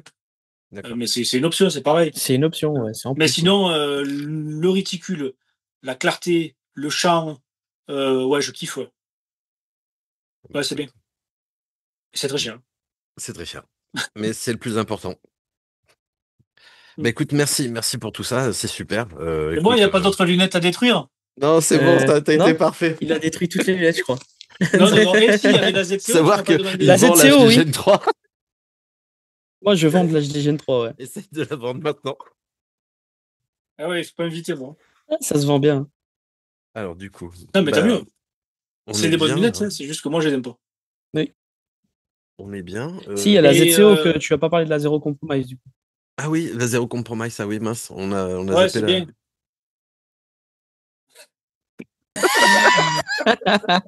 Non, j'aime beaucoup. J'aime D'accord. beaucoup Zero Compromise, pareil, qualité d'optique, champ d'observation, ergonomie, les clics. Non, ça roule. Par contre, c'est pareil, on n'est pas dans le même budget, hein. Non. Ouais, Ah, c'est c'est clair. quasiment à 4000. Ah ouais, ouais. Mais c'est super. Et j'aime bien les Cales aussi. Et les Cales, ouais, c'est Cales. vrai que j'ai pas pris Cales. Donc Cales, c'est la marque, c'est Swarovski derrière pour les tireurs en fait. Bah oui, non, c'est vrai que j'aurais pu les Là, je prendre. conseille. Super lunettes. Ouais. Ouais, tu me demandais ce que j'en pensais.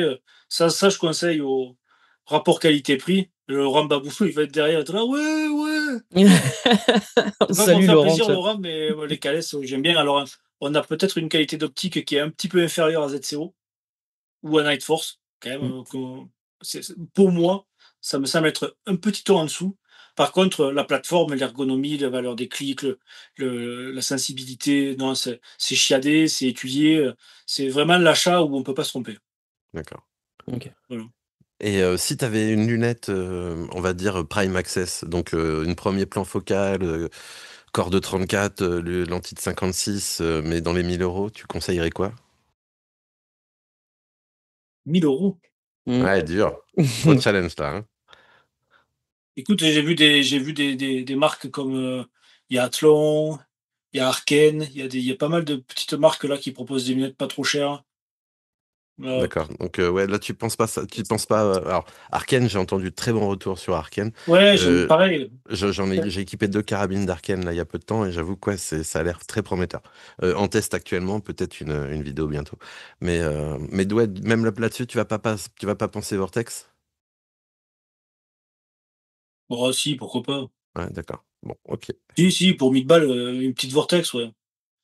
Après, voilà, il faut pas la monter sur un calibre, un Ah non, très gros calibre, faut rester raisonnable. Mais oui, quand on met l'œil dans une Vortex à 1000 balles, ça fait le job pour faire du tir, TLD récréatif, chasse, ce que vous voulez, et même du one mile, hein, qu'on se le dise, hein. Ça va fonctionner, hein. C'est- Après, mon œil de 43 ans s'est habitué au luxe et donc voilà. Ah, Mais non, on mais a non. pris du confort là, c'est normal, c'est Il normal. y a un gap, c'est-à-dire que là, j'avais encore mettre des minutes dans la vidéo, mais avant, il fallait vraiment franchir un cap, franchir le cap des 1 500 € pour avoir des bonnes lunettes. Aujourd'hui, on a un premier lot des lunettes des chinoiseries qui sont toutes sommes pas mal pour monter sur des 22, pour monter sur du petit 300 bits, du petit low cost, du petit package là Ouais. récréatif, qui sont très bien. Et après, quand on passe au-delà des 2500, on est dans un autre registre de lunettes. Et comme je dis, en optique, on en a pour son argent. C'est pas parce qu'une lunette vaut 1 000 € et qu'elle propose les mêmes comment dire, spécifications techniques que celle à 4000, on va avoir la même chose. Alors, quand on met l'œil dans les deux, ça n'a rien à voir. L'indice crépusculaire, c'est pas le même. Le champ d'observation, c'est pas le même. La qualité des clics, moi, j'ai fait des essais où je me suis des fois un peu grondé avec les distributeurs où je dis, mais moi, vous voulez vraiment que je publie l'article ou la vidéo? Parce que quand je fais le tracking test, ça va pas trop, hein. Ouais, Ouais, c'est voilà. clair. Donc, voilà. Ouais. Ok, En optique, on en a pour son argent. Ouais. exactement. Mais après, en même temps, pour tous les tireurs qui vont tirer, on va dire, jusqu'à 300-600 mètres, ou Ouais, ça fait le job. exceptionnellement, ça fait le job. Et Une exactement. Arcun, un truc comme Après, ça, les mecs évidemment, sont là, pas dessus. toi, bah, t'es un tireur, je vais pas avoir peur du mot, t'es un tireur d'exception. Évidemment, tu vas aller pousser ton matériel au fin fond de ses limites et au-delà. Et que, évidemment, le dernier clic des 350 clics Ah oui. d'une Night Force, il a la même Il est valeur que le parfait. premier.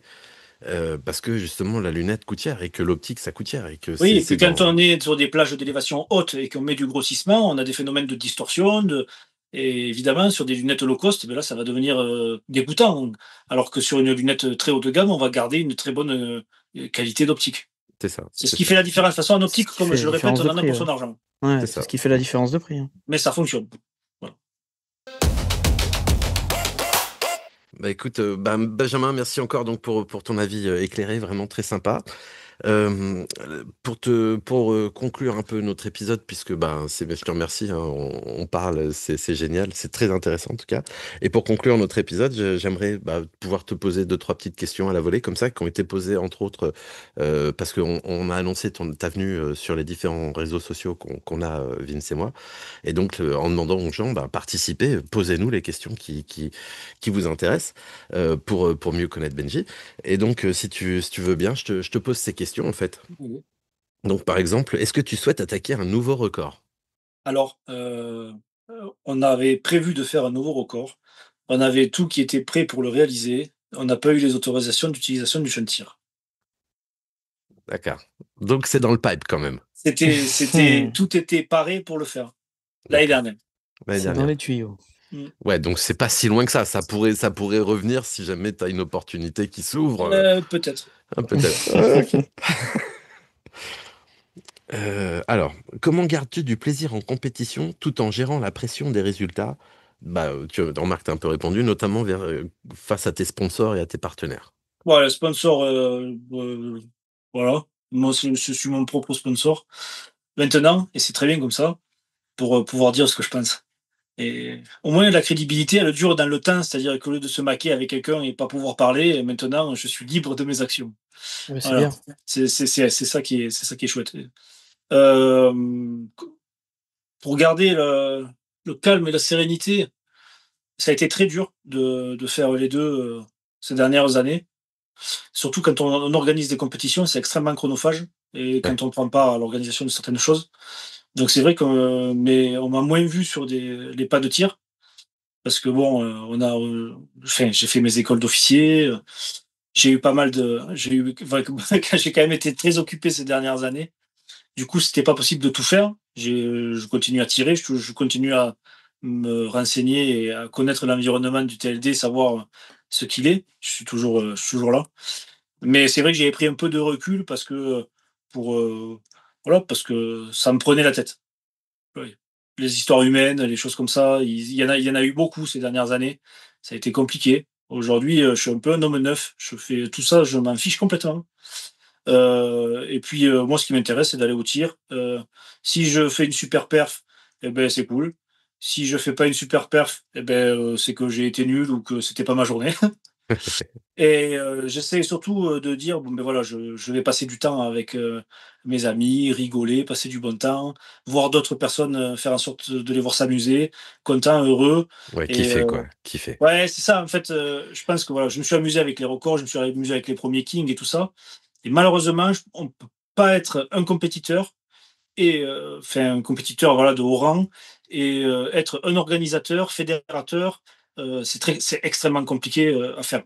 Donc, j'ai l'impression que, même si j'adorerais me mettre derrière mon fusil au King, vraiment j'adorerais, mais j'ai l'impression que j'ai plus à apporter à la passion en étant dans la construction qu'en étant un simple compétiteur et à me concentrer que sur moi. Parce que si je me concentre que sur moi, je ne fais pas évoluer, j'aide pas à la promotion du TLD comme je voudrais le faire.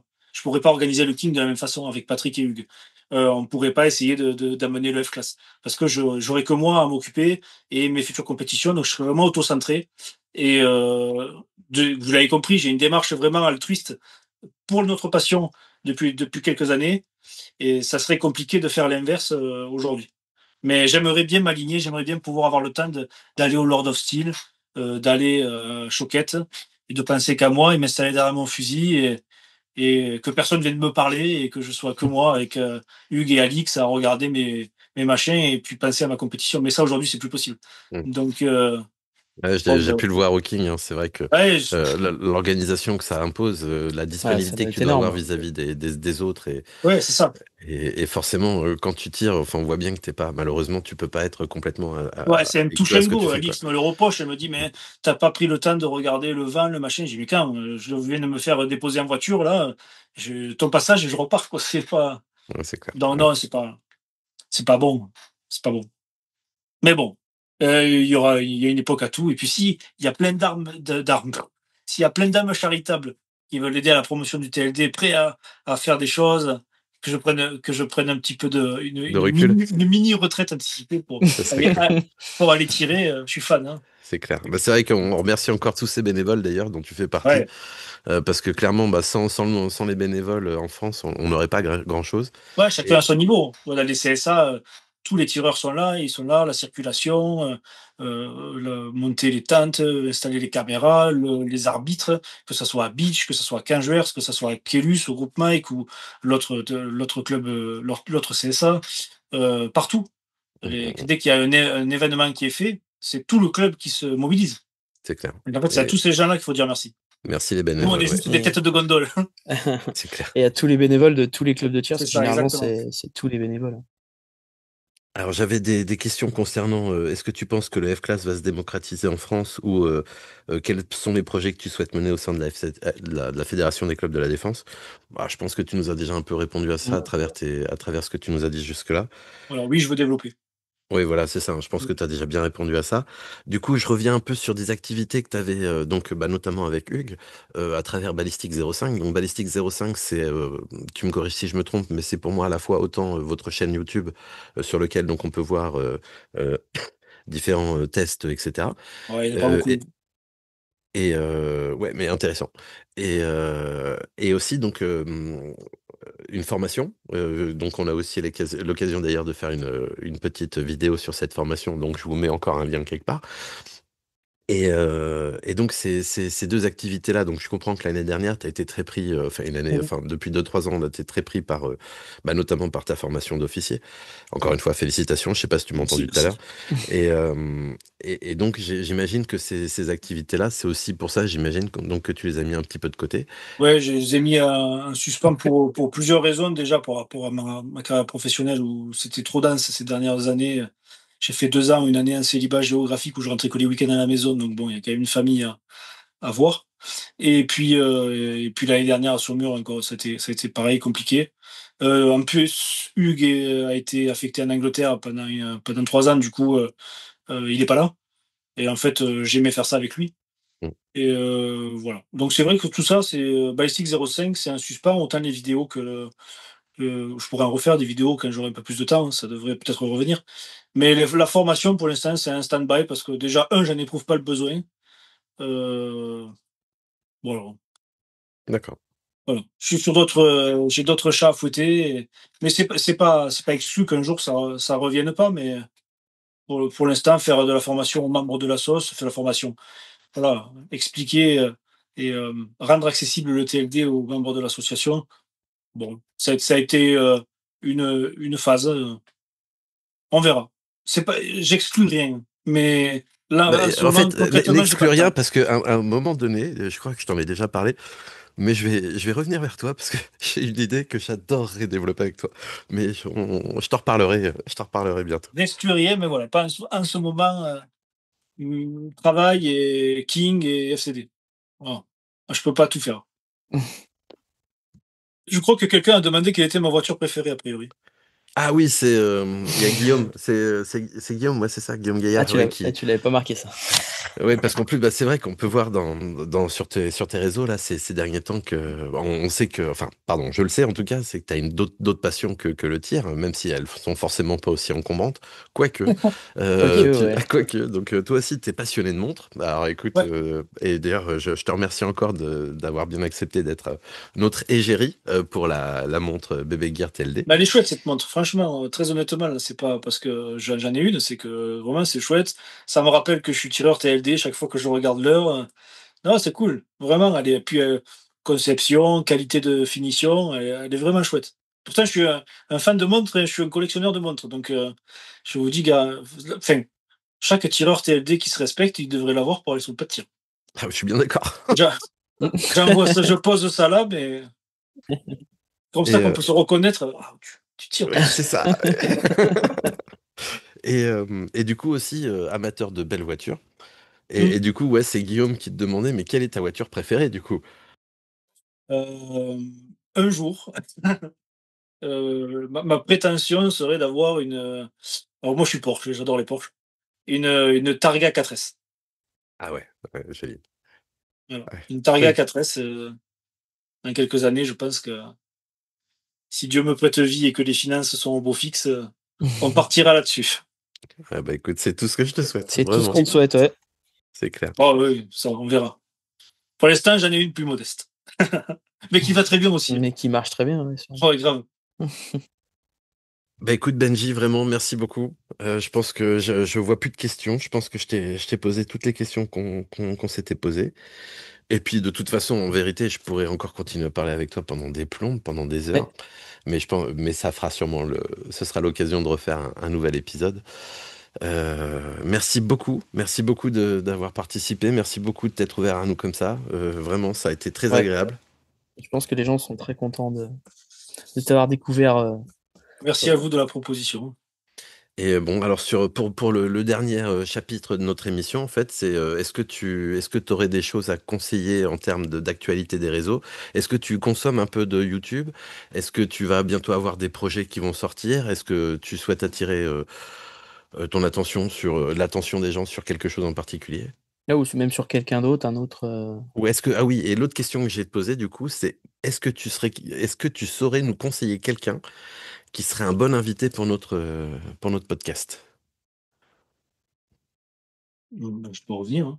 Eh ben écoute, avec plaisir, avec plaisir. À un Non, moment donné, j'ai pensé à Alix aussi. J'avoue que j'adorerais avoir Alix dans le podcast parce que bon, on va pas se mentir, les femmes sont pas forcément, Mm. c'est de mieux en mieux, mais elles sont pas très nombreuses dans non, mais notre. quitte il est pas très loquace devant les caméras, mais je reviens vers lui parce que c'est mon ami, mais je pense qu'une intervention de Bruno Put, ça pourrait être intéressant parce que voilà, c'est quand même aussi un des dinosaures du TLD, quoi. Vraiment. Il a Non, non. suivi un peu ses étapes. Peut-être il est même plus vieux que moi dans ce monde-là. Il en connaît un wagon. Il a vu l'émancipation de la discipline. Il est capable de bien en parler, de transmettre des messages. Et vous le verrez différemment que sur un pas de tir pendant des compétitions. Et il est très agréable dans ce cadre-là. Et Bah, c'est vrai que écoute, je bah, crois qu'on c'est en une a déjà excellente. parlé avec Sylvain. Mais ouais, je l'ai eu au téléphone et on s'est déjà mis d'accord et ouais, et puis Et pareil, je du coup, pense que voilà, ça fait partie des personnes vraies qui pourront vous amener des anecdotes sympas. ah, c'est clair, parce que bon, Ah bah, oui. pour moi en plus, il fait partie allez, je vais être modeste, du top 5 des meilleurs armuriers du monde, quoi. Il a 40 ans d'expérience sur le chambrage, pour le chambrage, pour faire des chambres dans les canons. Il doit truster les podiums d'à peu près toutes les compétitions de tir longue distance en Oui, France dès qu'il fait quelque chose, il est dans les depuis premiers. 30 ans, hein, c'est Ouais. clair. Donc, ouais, non, et donc, ouais, j'aime beaucoup Bruno. On s'est déjà mis en contact et je pense que on Ouais, il aura faut. bientôt la chance de l'avoir comme invité. Ouais, tout à fait. Ouais, ouais. Puis sa carrière avant aussi, de Poudre Noire, il a plein d'anecdotes sympas. Ouais, non, D'accord. ça serait sympa. Eh Ouais. ben, Benjamin, je te remercie beaucoup. Merci beaucoup pour. Vraiment, je réitère aussi, merci à vous de m'avoir invité et de m'avoir supporté pendant 2 heures. Bah, Eh ben, c'était écoute, temps, on pourrait continuer pendant 2 heures là. Pas de c'est clair. problème. Bon, bah voilà, bah, on vous dit à Merci. tous bientôt. Ouais, à Et puis bientôt pour bah, la vivement le prochaine. prochain épisode, hein. Donc, pareil, on communiquera sur le nom de notre invité. On espère que ça vous a plu. N'hésitez pas à nous mettre des commentaires, à liker et à vous abonner, évidemment. Mettez-nous des commentaires pour qu'on devienne meilleur. Hein. Quelles Oui. questions on aurait pu poser ou qu'est-ce qu'on aurait pu faire, qu'est-ce qu'on n'a pas fait. N'hésitez pas, on prend tous les conseils. Et sur ce, on vous souhaite une très bonne soirée à tous. Au revoir.